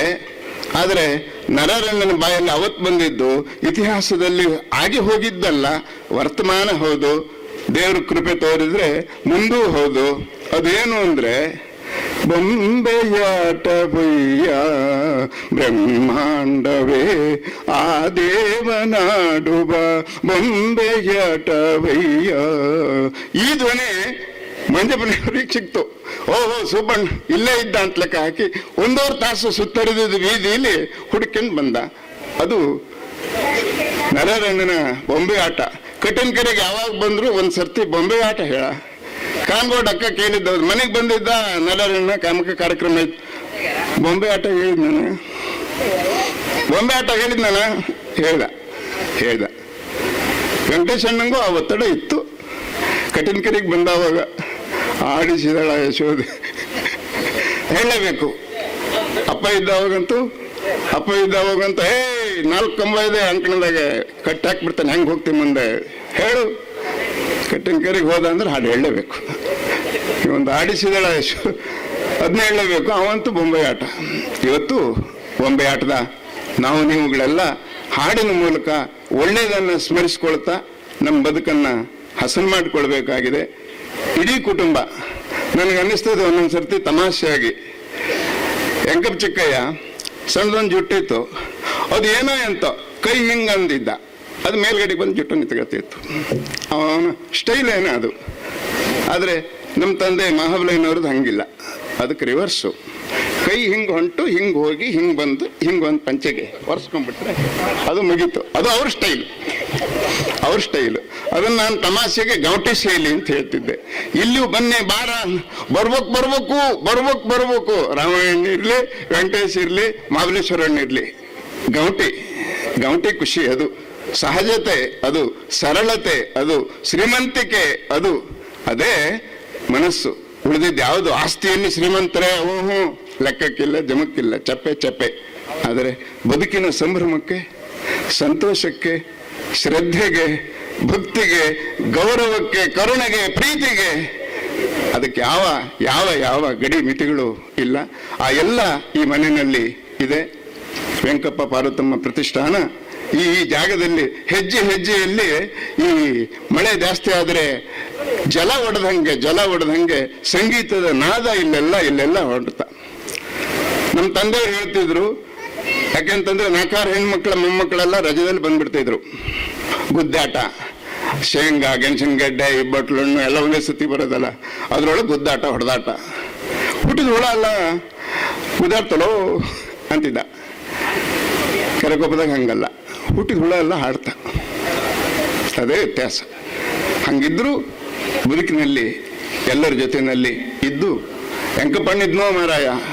ಈಗಲೂ ನೆನೆಸ್ಕೊಂಡ್ರೆ ಹೇಗೆ ಹೊಸಬಾಳೆ ಸೀತಾರಾಮರು ಫಲಕ ಇಟ್ಟಿದ್ದಾರೋ, ದೇವರಿದ್ದಾನೆ ಎಚ್ಚರಿಕೆ, ನಮ್ಮ ಪಾಲಿಗೆ ಕೊಪ್ಪಲು ವೆಂಕಪ್ಪನವರು ಮತ್ತು ಪಾರ್ವತಮ್ಮ ದೇವರ ಸಮಾನ. ಅವರಿದ್ದಾರೆ. ವೇದಿಕೆಗೆ ಎಚ್ಚರ, ಕೇವಲ ವೇದಿಕೆಗೆ ಎಚ್ಚರ ಅಲ್ಲ, ಬದುಕಿಗೆ ಎಚ್ಚರ, ಬಾಳೆಗೆ ಎಚ್ಚರ. ಕೆಟ್ಟದ್ದನ್ನು ಆಡಬೇಕಾದ್ರೆ 10 ಬಾರಿ ಯೋಚನೆ ಮಾಡಬೇಕು. ಸಿಟ್ಟು ಮಾಡಬೇಕಾದ್ರೆ ಇನ್ನೊಬ್ಬರ ಮೇಲೆ ನಮ್ಮ ಕೋಪವನ್ನು ವ್ಯಕ್ತಪಡಿಸಬೇಕಾದರೆ ಆಡುವ ಮಾತು, ತಿಳಿಸುವ ಬಗೆ, ಮನವರಿಕೆ ಮಾಡಿಕೊಡೋದು, ಇವೆಲ್ಲ ಸೌಜನ್ಯದಿಂದ ಕೂಡಿದ ಪ್ರೀತಿಯ ಹಸನಾದ ತೆರೆದ ಮನದಿನಿಂದ ನಮ್ಮೆಲ್ಲರಿಗೂ ಸಂಸ್ಕಾರ ಕೊಡುವಂತಹ ಆದರ್ಶದ ಒಂದು ಜೋಡಿ ನಮ್ಮಿಂದ ಮರೆಯಾಗಿದೆ. ಆದರ್ಶ ಮರೆಯಾಗುವುದಿಲ್ಲ. ಅದು ನಮ್ಮ ಕೈಯಲ್ಲಿ, ನಮ್ಮ ಹೃದಯದಲ್ಲಿ ಇರಬೇಕಾದಂತಹ ಒಳಿತಿನ ಸಾರ ಅದು. ಅಂಥದ್ದು ಇನ್ನಷ್ಟು ಮತ್ತಷ್ಟು ಆಗಲಿ, ಉಳಿದವರಿಗೆ ಪ್ರೇರಣೆ ನೀಡಲಿ. ಇಂತಹ 100 ಸಾವಿರಾರು ಕಾರ್ಯಕ್ರಮಗಳು ಆಗಲಿ. ಜನರಿಗೆ ಎಲ್ಲ ಗೊಂದಲಗಳನ್ನು ಮರೆಯುವ, ಬದುಕಿನ ಹೊಸ ದಾರಿಯನ್ನು ಸರಿಪಡಿಸಿಕೊಳ್ಳುವ, ಆ ಮೂಲಕ ಬದುಕಿನಲ್ಲಿ ಇದ್ದುದರಲ್ಲಿಯೇ ತೃಪ್ತಿ, ಸಮಾಧಾನ, ಸಂತೋಷ, ಸಂಭ್ರಮದಿಂದ ಬದುಕುವಂತಹ ಬಾಳು ನಮ್ಮೆಲ್ಲರಿಗೂ ಒದಗಿ ಬರಲಿ ಅಂತ ನಾನು ಭಗವಂತನಲ್ಲಿ ಪ್ರಾರ್ಥಿಸಿ, ನನಗೆ ನೀಡಿದ 10 ನಿಮಿಷದ ಅವಕಾಶವನ್ನು ಒಂದಷ್ಟು ಮೀರಿದ್ದೇನೆ. ಗಾನ ಸಂಭ್ರಮ ಅನುಭವಿಸಬೇಕಾಗಿದೆ, ಬದುಕು ಬೇಕಾಗಿದೆ, ನೀತಿಯೂ ಬೇಕಾಗಿದೆ. ಅದೆಲ್ಲವೂ ಅವರ ಕೊಡುಗೆ ಅಂತ ತಿಳಿದು ಭಗವಂತನಲ್ಲಿ ನಮಸ್ಕರಿಸಿ ನಿಮ್ಮೆಲ್ಲರ ಒಂದು ಆಶೀರ್ವಾದ ನನ್ನ ಮೇಲೆ ಇರಲಿ ಅಂತ ಪ್ರಾರ್ಥಿಸಿ ನನ್ನ ಮಾತನ್ನು ಮುಗಿಸ್ತೇನೆ. ನಮಸ್ಕಾರ. ಹಿರಿಯರ ಅನುಭವದ ನುಡಿಗಳು ಯಾವಾಗಲೂ ಕೇಳಲೇಬೇಕಾದಂಥದ್ದು. ಸಮಯ ಅನ್ನುವಂಥವ್ರ ಬಗ್ಗೆ ಗಮನ ಕೊಡೋಕ್ಕೆ ಬರೋದಿಲ್ಲ. ಈ ಕುಟುಂಬದ ಎಲ್ಲರೊಂದಿಗಿನ ಒಡನಾಟವನ್ನು ಸ್ಮರಿಸಿಕೊಂಡಂತಹ ಶ್ರೀ ರವೀಂದ್ರ ಕಟ್ಟಿನಕೆರೆ ಅವರಿಗೆ ಧನ್ಯವಾದಗಳು. ಈಗ ಮತ್ತೊಬ್ಬ ಹಿರಿಯರಾದಂತಹ ಶ್ರೀ ಎಚ್ ಪ್ರಭಾಕರ್ ರಾವ್ ಹೊಸಬಾಳೆಯವರು ತಮ್ಮ ಅನುಭವಗಳನ್ನು ನಮ್ಮೊಂದಿಗೆ ಹಂಚಿಕೊಡ್ತಾ ಇದ್ದಾರೆ. ಎಚ್ ಪ್ರಭಾಕರ್ ರಾವ್ ಹೊಸಬಾಳೆ. 2023ನೇ ಇಸವಿಯ ಕೊನೆಯ ದಿನಗಳಲ್ಲಿ ಇಂತಹ ಒಂದು ಅದ್ಭುತ ಕಾರ್ಯಕ್ರಮವನ್ನು ನೋಡೋದಕ್ಕೆ, ನನಗೆ ಮತ್ತು ಇಲ್ಲಿ ಇರೋದಕ್ಕೆ ತುಂಬ ಸಂತೋಷ ಆಗ್ತಾ ಇದೆ. ಪ್ರಪ್ರಥಮವಾಗಿ ಆ ದೇವರನ್ನು ಸ್ಮರಿಸುತ್ತಾ ಇಲ್ಲಿ ಉದ್ಘಾಟಕರನ್ನು ನೆನೆದು ಸುಬ್ರಾವ್ ಮತ್ತು ಹಿರಿಯರಾದ ರಾಮಚಂದ್ರ ಮೇಷ್ಟ್ರು ಈಗ, ಯಾಕೆಂದರೆ ನನಗನ್ನಿಸ್ತು ಇಲ್ಲಿ ಇವತ್ತಿನ ದಿವಸ ರವಿ ಅವರು ಮಾತಾಡ್ತಾರೆ ಕಟ್ನಿಕೆರೆ ಅಂತ ಹೇಳಿದೆ. ಅವ್ರು ಮಾತಾಡಿದ ಮೇಲೆ ನಂದು ಬೇಡ ಮರೆಯ ಎಂತಕ್ಕೆ ಅಂತ. ಕೊನೆಗೆ ಅವರಂದರು, ಅದು ನನಗೆ ಯಾಕೆ ಅಂತ ಅನ್ನಿಸ್ತಾ ಇದೆ ಅಂದರೆ, ಪ್ರಾರಂಭದಲ್ಲಿ ಅವ್ರು ಹೇಳಿದರು ಕಟ್ನಿಕೆರೆ ರವೀಂದ್ರ, ನಾನು ಅವ್ರ ಬಗ್ಗೆ ತಿಳಿದಿದ್ದೇನೆ ಆದರೆ ಅವ್ರ ಜೊತೆ ಒಡನಾಡಿಲ್ಲ ಅಂತ. ಓಹೋ, ಈ ಉದ್ದೇಶಕ್ಕಾಗಿ ನನ್ನ ವಯೋದೃಷ್ಟಿಯಿಂದ ಮತ್ತು ಈ ಸೀಮೆಯಲ್ಲಿ ಮತ್ತು ಇವ್ರ ಮನೆಯ ಸಂಬಂಧದ ದೃಷ್ಟಿಯಿಂದ ನನಗೆ ಒಂದೆರಡು ಮಾತನ್ನು ಹೇಳಿರಬಹುದೇನೋ ಅಂತ ನಾನು ಕೂಡ ತುಂಬ ಸಂತೋಷಪಟ್ಟೆ. ಈಗ ಒಂದಂದರೆ ವೆಂಕಪ್ಪನವರು ಅಂತ ನಾನು ಹೇಳೋದೇ ಇಲ್ಲ, ಯಾಕೆಂದ್ರೆ ನಂಗೆ ಹೇಳಕ್ಕೆ ಬರೋದು ಇಲ್ಲ. ನಾವು ವೆಂಕಪ್ಪಣ್ಣ ಅಂತಲೇ ಸರಿ. ಕೊಪ್ಪಳ ವೆಂಕಪ್ಪಣ್ಣ, ಕೆರೆ ಕೊಪ್ಪು ಇಲ್ಲ. ಕೊಪ್ಪಳ ವೆಂಕಪ್ಪಣ್ಣ ಅಂದರೆ ನಿಜವಾಗಿಯೂ ಅಂದರೆ ನಾನು ಭಾಳ ಹೊತ್ತು ತಗೊಳ್ಳೋದಿಲ್ಲ, ಯಾಕೆಂದರೆ ಸಂಗೀತ ಕೇಳೋದಕ್ಕಾಗಿ ಇವತ್ತು ಸಂಗೀತದ ಮನೆ. ಒಂದಂದರೆ ನನಗನ್ನಿಸ್ತದೆ, ಒಬ್ಬ ಮನೆಯ ಹಿರಿಯನ ತಂದೆಯನ ನೆನಪನ್ನು ಈ ಮಕ್ಕಳು ಮೊಮ್ಮಕ್ಕಳು ಇಷ್ಟು ಪ್ರೀತಿಯಿಂದ ಈ ಕಾಲದಲ್ಲಿ 2023ರಲ್ಲಿ ಮಾಡ್ತಾ ಇದ್ದಾರೆ ಅಂತ ನನಗೆ ಆ ಇನ್ವಿಟೇಷನ್ ನೋಡಿ ತುಂಬ ಆಶ್ಚರ್ಯಚಕಿತನಾದೆ. ಯಾಕೆ ಅಂತ ನಾನು ವಿವರಿಸಕ್ಕೆ ಹೋಗೋದಿಲ್ಲ. ಬಹುಶಃ ಕೆಲವು ಯುವಕರಿಗೆ ನನ್ನ ಮೇಲೆ ಸಿಟ್ಟು ಕೂಡ ಬಂದುಬಿಡ್ಬಹುದು. ಆದರೆ ನಿಜವಾದ ವ್ಯಕ್ತಿತ್ವ ವೆಂಕಪ್ಪಣ್ಣ ಅಂತ ಹೇಳ್ಬೋದು. ಯಾಕೆ ಅಂದರೆ ಈಗ ಸುಬ್ರಾವ್ ಮತ್ತು ಅವ್ರ ತಮ್ಮ ಬೇಕಷ್ಟು ವಿವರಣೆಯನ್ನು ಕೊಟ್ಟಿದ್ದಾರೆ. ಈಗ ನನಗೇನೆಂದರೆ, ನಾನು ಈ ಒಂದು ನಮ್ಮ ಕ್ಯಾಸನೂರು ಸೀಮೆಯಲ್ಲಿ ನನ್ನ ವಿದ್ಯಾಭ್ಯಾಸದ ನಂತರ ಕಳೆದ 50 ವರ್ಷಗಳಲ್ಲಿ ಈ ಸೀಮೆಯನ್ನು ಹಲವಾರು ಬಾರಿ ಪ್ರತಿ ಮನೆಯನ್ನು ಅನೇಕ ವಿಷಯಗಳಿಗಾಗಿ ಸ್ಪಂದಿಸಿದ್ದೇನೆ. ನಿಜವಾಗೂ ನಂಗೆ ಅನ್ನಿಸ್ತದೆ, ಕೆಲವೊಮ್ಮೆ ಎಲ್ಲವೂ ಇದ್ದಂಥವರು ಕೂಡ ಯಾವ ಸ್ಪಂದನೆಯನ್ನು ಮಾಡದೆ, ಅವರಾಗಲೇ ಹೇಳಿದರು, ಯಾರು ಇವ್ರ ತಮ್ಮ, ನಾವೆಲ್ಲ ಬಡತನದಲ್ಲಿದ್ವಿ ಅಂತ. ನಾನು ಹೇಳೋದಿಲ್ಲ ಅದನ್ನು, ಯಾಕೆಂದರೆ ನಾನು ಅನೇಕ ಸಾರ್ವಜನಿಕ ಕೆಲಸಗಳನ್ನು, ಅದಕ್ಕಾಗಿ ನಾನು ಹಣ ಸಂಗ್ರಹಣೆಗೂ ಬಂದವ. ಆದರೂ ಕೂಡ ಎಷ್ಟು ಪ್ರೀತಿಯಿಂದ ನೀವು ಏನು ಈ ಕೆಲಸ ಮಾಡೋಕ್ಕೆ ಹೊರಟಿದ್ದೀರಿ, ಇದು ತುಂಬ ಚೆನ್ನಾಗಾಗಲಿ, ಇದು ಮೇಲೆ ಬರಲಿ, ಇದು ನಮ್ಮ 10 ಜನರಿಗೆ ಪ್ರಯೋಜನ ಆಗಲಿ ಅಂಥೇಳಿ ಅವರು ತಮ್ಮ ಆ ಕಾಲದಲ್ಲಿ ಎಷ್ಟು ಶಕ್ತಿ ಇದೆಯೋ ಅದಕ್ಕಿಂತ ಹೆಚ್ಚು ಕೊಟ್ಟರು. ಇನ್ನು ವೆಂಕಪ್ಪಣ್ಣವ್ರ ವಿಚಾರದಲ್ಲಿ ಒಂದು ಹೇಳಬೇಕು, ಅವರು ನನಗೆ ತೀರಾ ಹತ್ತಿರದ ನನಗೆ ಸಂಬಂಧ ಅಂದರೆ ಹೀಗೆ, ಅವ್ರು ಇಲ್ಲಿ ಕೊಪ್ಪಳ ವೆಂಕಪ್ಪಣ್ಣ ಅಂದರೆ ಕೃಷ್ಣಪ್ಪನವ್ರ ಮನೆ ಹತ್ತಿರದ ಏನೋ ಸಂಬಂಧ. ಅವ್ರ ದಾಯವಾದಿಗಳು, ಕೃಷ್ಣಪ್ಪನವ್ರ ಮಾವನ ದಾಯವಾದಿಗಳು. ಆಮೇಲೆ ಈ ಜಮೀನು ವಗೇರೆ ಏನು ನಂಗೆ ಅಂದಾಜಿಲ್ಲ. ಆಮೇಲೆ ನಮ್ಮ ವೆಂಕಪ್ಪಣ್ಣ ದೊಡ್ಡಾಗಿದ್ದು ದೊಡ್ಡೇರಿ ನಮ್ಮ ಟಿ ಜಿ ರಾವ್ ಮನೆ ನನಗೂ ತೀರಾ ಹತ್ತಿರದ ಸಂಬಂಧದ ಮನೆ. ಈಗ ಒಂದು ಚಿಕ್ಕ ವಯಸ್ಸಿನಲ್ಲಿ ಬೇರೆಯಲ್ಲಿ ಇದ್ದು ಅಲ್ಲಿ ಆ ಒಂದು ಮನೆಯ ಆ ವಾತಾವರಣಕ್ಕೆ ಹೊಂದಿಕೊಂಡು ಆಮೇಲೆ ತಮ್ಮದನ್ನು ಅಲ್ಲಿ ಅವರ ಸಹಾಯದಿಂದ ಪಡೆದು ಇಲ್ಲಿ ಎಲ್ಲ ವ್ಯವಸ್ಥೆ ಮಾಡಿ ಇವತ್ತಿಗೂ ಕೂಡ ನಾನು ವಿಶ್ವಾಸಪೂರ್ವಕವಾಗಿ ಹೇಳ್ತೇನೆ, ನಮ್ಮ ಮಳಲ್ಗದ್ದೆಯ ಅಥವಾ ದೊಡ್ಡೇರಿಯ ಎಲ್ಲರೂ ಕೂಡ ಆ ವೆಂಕಪ್ಪಣ್ಣನ ಇವತ್ತಿಗೂ ಕೂಡ ತುಂಬ ಪ್ರೀತಿಯಿಂದ ಸ್ಮರಿಸ್ತಾ ಇವತ್ತಿಗೂ ಕೂಡ ಸಂಬಂಧವನ್ನು ತುಂಬ ಚೆನ್ನಾಗಿ ಇಟ್ಕೊಂಡಿದ್ದಾರೆ. ಇದು ವಿಶೇಷ ಅಲ್ವಾ? ಇದು ಖಂಡಿತವಾಗಿಯೂ ವಿಶೇಷ. ಇನ್ನು ನಮ್ಮ ಮನೆಯ ಸಂಬಂಧದ ಬಗ್ಗೆ ಹೇಳೋದಾದರೆ, ನಿಮಗೆಲ್ಲ ಗೊತ್ತಿದೆ, ಕ್ಯಾಸನೂರು ಸೀಮೆಯಲ್ಲಿ ಅನಂತ ಪದ್ಮನಾಭ ವ್ರತ ನಮ್ಮ ಮನೆಯಲ್ಲಿ ನಡೀತಾ ಇತ್ತು. ಅದಕ್ಕೆ ಸೀಮೆಯ ನನಗೆ ಪೂರ್ತಿ ಗೊತ್ತಿಲ್ಲ, ಪೂರ್ತಿ ಇಡೀ ಸೀಮೆ ಕರಿತಿದ್ರೋ ಅಥವಾ ಏನೋ, ಅಂತೂ ಅಲ್ಲನ್ರಿ ಮೆಟ್ರೆ ಎಲ್ಲರೂ ಬರ್ತಿದ್ರು. ಈ ವೆಂಕಪ್ಪಣ್ಣ ಮಾತ್ರ ಬಹುಶಃ ಯಾವ ಚತುರ್ದಶಿ ಹಬ್ಬಕ್ಕೂ ತಪ್ಪಿಸ್ತಿರ್ಲಿಲ್ಲ. ಬಂದಾಗ ಅವರು ಹೇಳಿದಂತೆ ಎಲ್ಲ ಶಿಸ್ತು ಕ್ರಮಗಳನ್ನು ಅನುಸರಿಸ್ತಿದ್ರು. ರಾತ್ರಿ ಅದೇನೋ ಒಂದು ಈ ಕಂಚಿಕಾಯಿ ಆಟ, ರಾತ್ರಿ ಅವತ್ತು ಹುಣ್ಣಿಮೆ, ಅದನ್ನು ಅವರೆಲ್ಲ ಆಡ್ತಿದ್ರು. ಮಧ್ಯಾಹ್ನ ಊಟವೂ ಅಷ್ಟೇ, ಸೆಲೆಕ್ಟೆಡ್ ಮೆಂಬರ್ಸ್ ಕೂತ್ಬಿಟ್ಟು ಅಲ್ಲಿ ಯಾರಿಗೆ ಹೇಗೆ ಬೇಕೋ ಆಗ ಊಟ. ಇಂತಹ ವ್ಯವಸ್ಥೆಗಳನ್ನು ಈಗ ನೋಡೋಕ್ಕಾಗೋದಿಲ್ಲ. ಇಲ್ಲಿ ಯಾರಿಗೂ ಈಗ ಟೈಮ್ ಇಲ್ಲ. ಕಾರ್ಯಕ್ಕೆ ಕರೆದ್ರೆ ಏನು 2:05 ಅಥವಾ 1:50 ಬರ್ತಾರೆ. ಎಲ್ಲ ಇದೆಯೇನಪ್ಪ? ಹಾಂ, ಒಂಚೂರು ಅರ್ಜೆಂಟ್ ಇದೆ ನನಗೆ, ಬಿಡಿಸು ಅಂತ ಹೇಳಿ ಊಟ ಮಾಡಿ 10 ನಿಮಿಷದಲ್ಲಿ ಹೋಗ್ತಾರೆ. ಆದರೆ ಅವರೆಲ್ಲ ಹಾಗಲ್ಲ.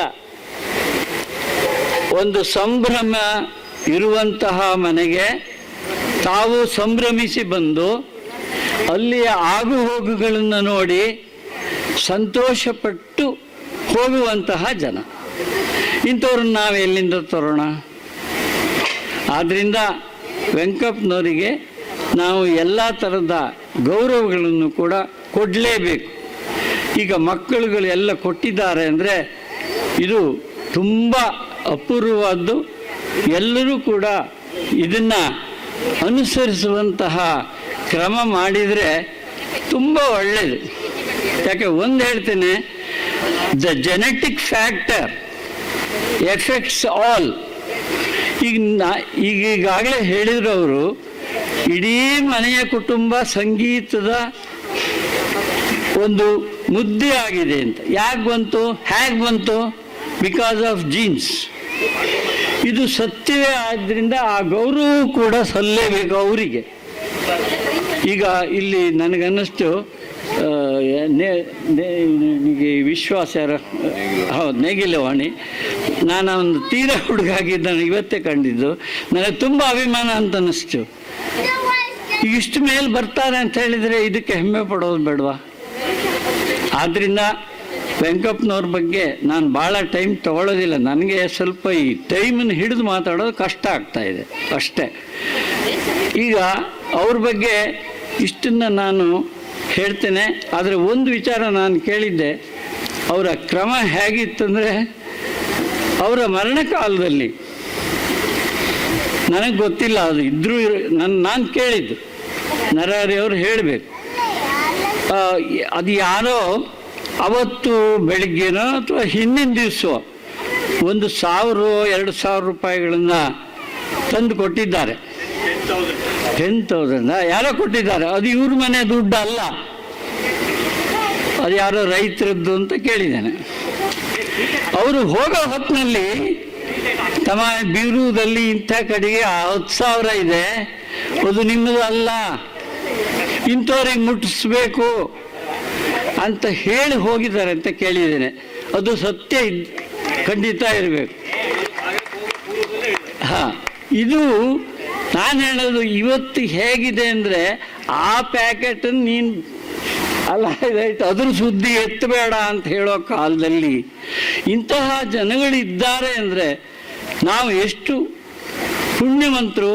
ಅಂಥವರಿಂದ ನಾವು ಬಂದು ಇವತ್ತು ನಾವು ಅವರ ಒಳ್ಳೆಯ ಗುಣಗಳನ್ನು, ಒಳ್ಳೆಯ ಭಾವನೆಗಳನ್ನು, ಇದನ್ನು ನಾವು ಬೆಳೆಸ್ಕೊಳ್ಳೋದಿಲ್ಲ ಅಂದರೆ ನಾವು ನಮ್ಮ ಹತ್ರ ಎಲ್ಲ ಎದುರಿಗಿದೆ, ಯಾವುದನ್ನು ಉಪಯೋಗಿಸೋದಿಲ್ಲ ಅಂತ ಹೇಳೋ ಅರ್ಥ ಖಂಡಿತ ಆಗ್ತದೆ.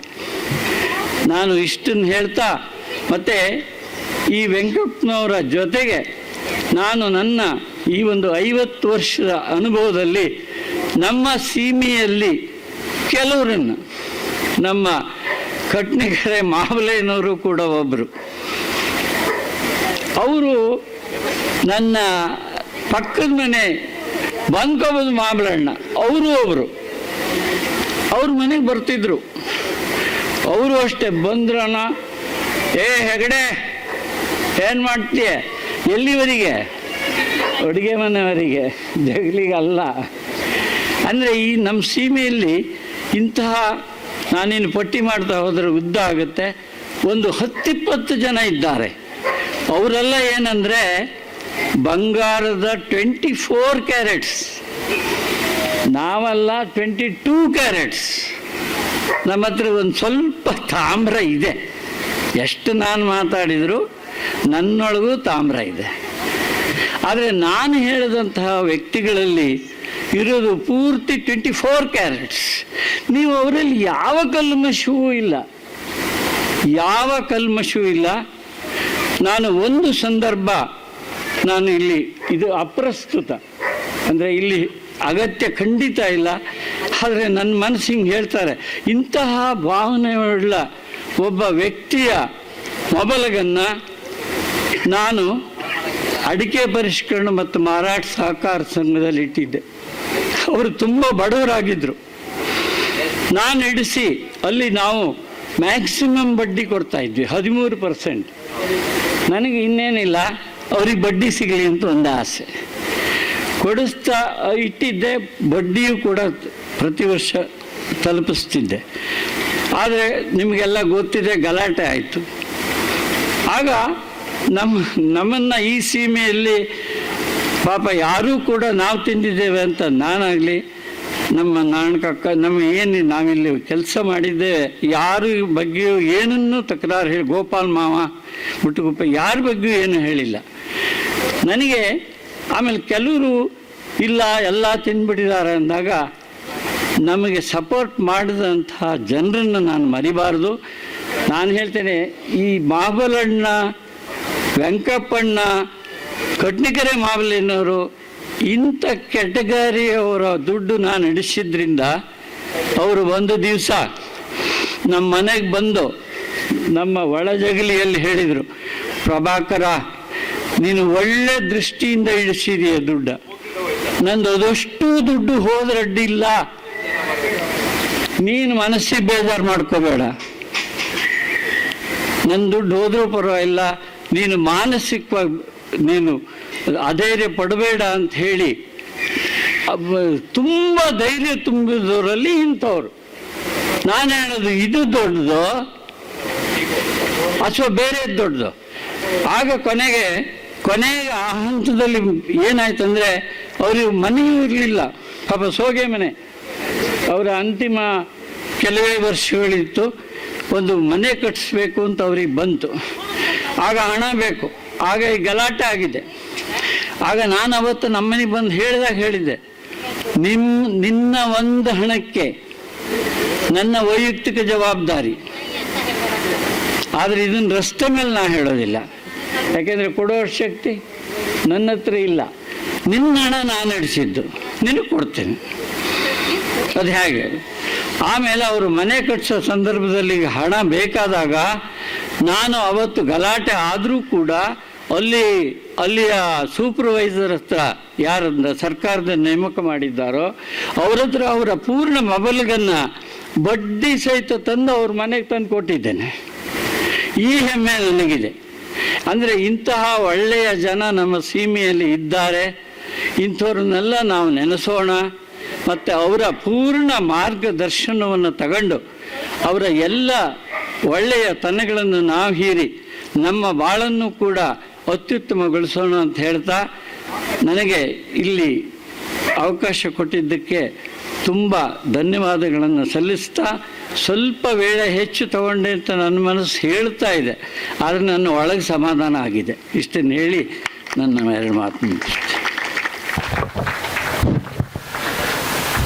ಕೊಪ್ಪಲು ವೆಂಕಪ್ಪನವರ ಜೊತೆಗಿನ ಒಡನಾಟವನ್ನು ನೆನಪಿಸಿಕೊಂಡ ಅವರ ಗುಣಗಳನ್ನು ಎತ್ತಿ ಹೇಳಿದಂತಹ ಶ್ರೀಯುತ ಪ್ರಭಾಕರ್ ರಾಯರಿಗೆ ಧನ್ಯವಾದಗಳು. ಹೇಗೆ ಉತ್ಪನ್ನವಾಯಿತು ಅನ್ನೋದ್ರ ಬಗ್ಗೆ ಜಿಜ್ಞಾಸೆ ಮಾಡಿದಾಗ ಮೊದಲನೇದಾಗಿ ಒಂದು ನಾದ ಓಡ್ತದೆ ಅಂತ ಹೇಳ್ತಾರೆ. ರುದ್ರನ ತಾಂಡವ ನೃತ್ಯದ ಸಂದರ್ಭದಲ್ಲಿ ಅವನ ಡಮರು ನಾದದಿಂದ ಸಂಗೀತದ ಓಂಕಾರ ಹೋಗ್ತದೆ. ಆ ಓಂ ಅನ್ನುವಂತಹ ಸ್ವರಗಳು, ಆ ಸ್ವರಗಳಿಂದ ಸಂಗೀತ ಉತ್ಪತ್ತಿ ಆಯಿತು ಅಂತ ಹೇಳ್ತಾರೆ. ಈ ಸಂಗೀತದ ಈಗ ಮುಂದುವರೆದಂತಹ ಗತಿಯನ್ನು ನೋಡಿದಾಗ ಕೇವಲ 7 ಸ್ವರಗಳ ನಂಟಿನೊಂದಿಗೆ ಸಂಗೀತ ವಿಸ್ತಾರ ಆಗ್ತಾ ಹೋಗ್ತದೆ.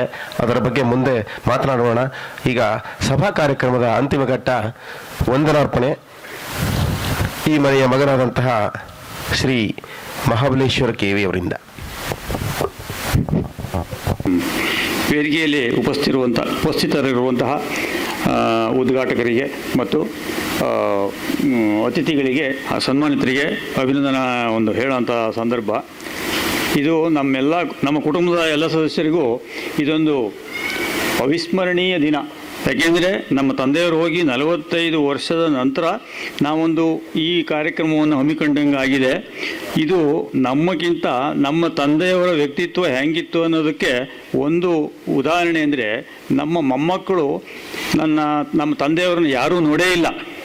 ಅಷ್ಟಾದರೂ ಅವರು ಪ್ರಭಾವಿತರಾಗಿ ಇಲ್ಲಿಯವರೆಗೆ ಈ ಕಾರ್ಯಕ್ರಮವನ್ನು ಆಯೋಜನೆ ಮಾಡಲಿಕ್ಕೆ ಹೆಚ್ಚಾಗಿ ನಮ್ಮ ಮಕ್ಕಳಕ್ಕಿಂತ ಮೊಮ್ಮಕ್ಕಳದ್ದೇ ಇದರಲ್ಲಿ ಹೆಚ್ಚಿನ ಆಸಕ್ತಿಯನ್ನು ವಹಿಸಿದ್ದಾರೆ.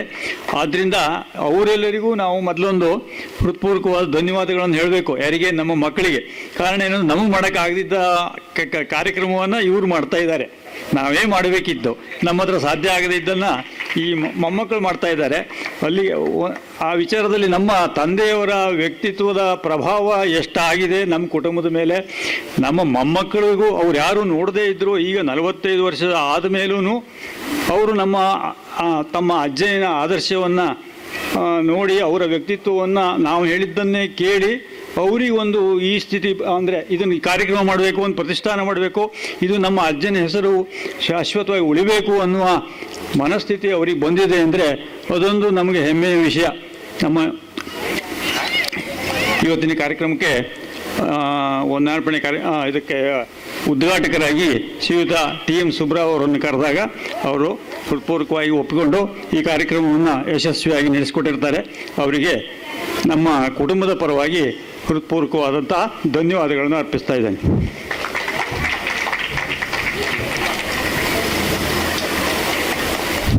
ಹಾಗೆ ನಮ್ಮೆಲ್ಲರಿಗೂ ಗುರುಗಳಾದಂತಹ ಶ್ರೀಯುತ ರಾಮಚಂದ್ರ ಭಟ್ರಿಗೆ ಒಂದು ಸನ್ಮಾನ ಕಾರ್ಯಕ್ರಮವನ್ನು ನಡೆಸ್ಕೊಡ್ಬೇಕು ಅಂತ ಅವರಿಗೆ ಕೇಳಿಕೊಂಡಾಗ ಅವರು ಅದಕ್ಕೆ ಒಪ್ಪಿ ಇಲ್ಲಿವರೆಗೆ ಬಂದು ಅವರ ಈ ವಯಸ್ಸಿನಲ್ಲಿಯೂ ನಮ್ಮೆಲ್ಲರಿಗೂ ಗುರುಗಳು ಹೌದು, ನಮ್ಮ ತಂದೆಯವರಿಗೆ ಅವರು ಸಹಪಾಠಿಗಳು ಹೌದು. ಆ ವಯಸ್ಸಿನ ಜನವೇ ಹೇಳಿದ್ರು ನನ್ನ ಹತ್ರ, ಅವರಿಗೆ ಈಗ ಜ್ಞಾಪಕಕ್ಕೆ ಬರ್ತಾ ಇಲ್ಲ. ನಿಮ್ಮ ತಂದೆಯವ್ರ ಒಟ್ಟಿಗೆ ನಾನು ದೊಡ್ಡೇರಿಂದ ನಿಮ್ಮ ಮನೆಗೆ ಬಂದು ರಾತ್ರಿ ಇಲ್ಲಿ ಹಾಲ್ಟ್ ಮಾಡಿ ಮರುದಿವಸ ಬೆಳಗ್ಗೆ ಇಬ್ಬರು ಎದ್ದು ಹೋಗ್ತಿದ್ವಿ, ಮನೆ ಕಾಯಕ್ಕೆ ಬರ್ತಿದ್ವಿ ಇಲ್ಲಿ. ನಿಮ್ಮ ಅಪ್ಪ ಒಕ್ಕಲ ಆಗಿರಲಿಲ್ಲ ಅವಾಗಿನ್ನು. ಅದು ನೆನಪಿದೆ ಅವರಿಗೆ. ಅವ್ರ ಜೊತೆಗೆ ಅವ್ರು ಹೇಳಿದ್ದಾರೆ. ಇವತ್ತು ಅವರಿಗೆ ಈಗ ಅದೆಲ್ಲ ಜ್ಞಾಪಕ ಇಲ್ಲ. ಆ ಕಾಲದಿಂದಲೂ ಅವ್ರು ನಮ್ಮ ಅಪ್ಪನ ಸಹಪಾಠಿಗಳು ಹೌದು, ನಮಗೆಲ್ಲರಿಗೂ ಗುರುಗಳು ಹೌದು. ಅವರಿಗೂ ನಮ್ಮ ಎಲ್ಲ ಕುಟುಂಬದ ಪರವಾಗಿ ಹೃತ್ಪೂರ್ವಕವಾದಂತಹ ಧನ್ಯವಾದಗಳನ್ನು ಅರ್ಪಿಸ್ತಾ ಇದ್ದೇನೆ. ಹಾಗೆ ಅವರಿಗೆ ಸನ್ಮಾನ ಮಾಡಿದ್ದೇವೆ. ಮತ್ತು ಈ ಕಾರ್ಯಕ್ರಮಕ್ಕೆ, ಸಭಾ ಕಾರ್ಯಕ್ರಮಕ್ಕೆ ಮತ್ತು ಮುಂದೆ ನಡೆಯುವಂತಹ ಕಾರ್ಯಕ್ರಮಕ್ಕೆ ಬಂದಂತಹ ಎಲ್ಲ ಕಲಾಭಿಮಾನಿಗಳಿಗೆ ಮತ್ತು ನಮ್ಮ ಬಾಂಧವರಿಗೆ ಎಲ್ಲರಿಗೂ ಹೃತ್ಪೂರ್ವಕವಾದಂತಹ ಅಭಿನಂದನೆ ಸಲ್ಲಿಸಿ ಈ ಕಾರ್ಯಕ್ರಮವನ್ನು ಮುಗಿಸ್ತಾ ಇದ್ದೇನೆ.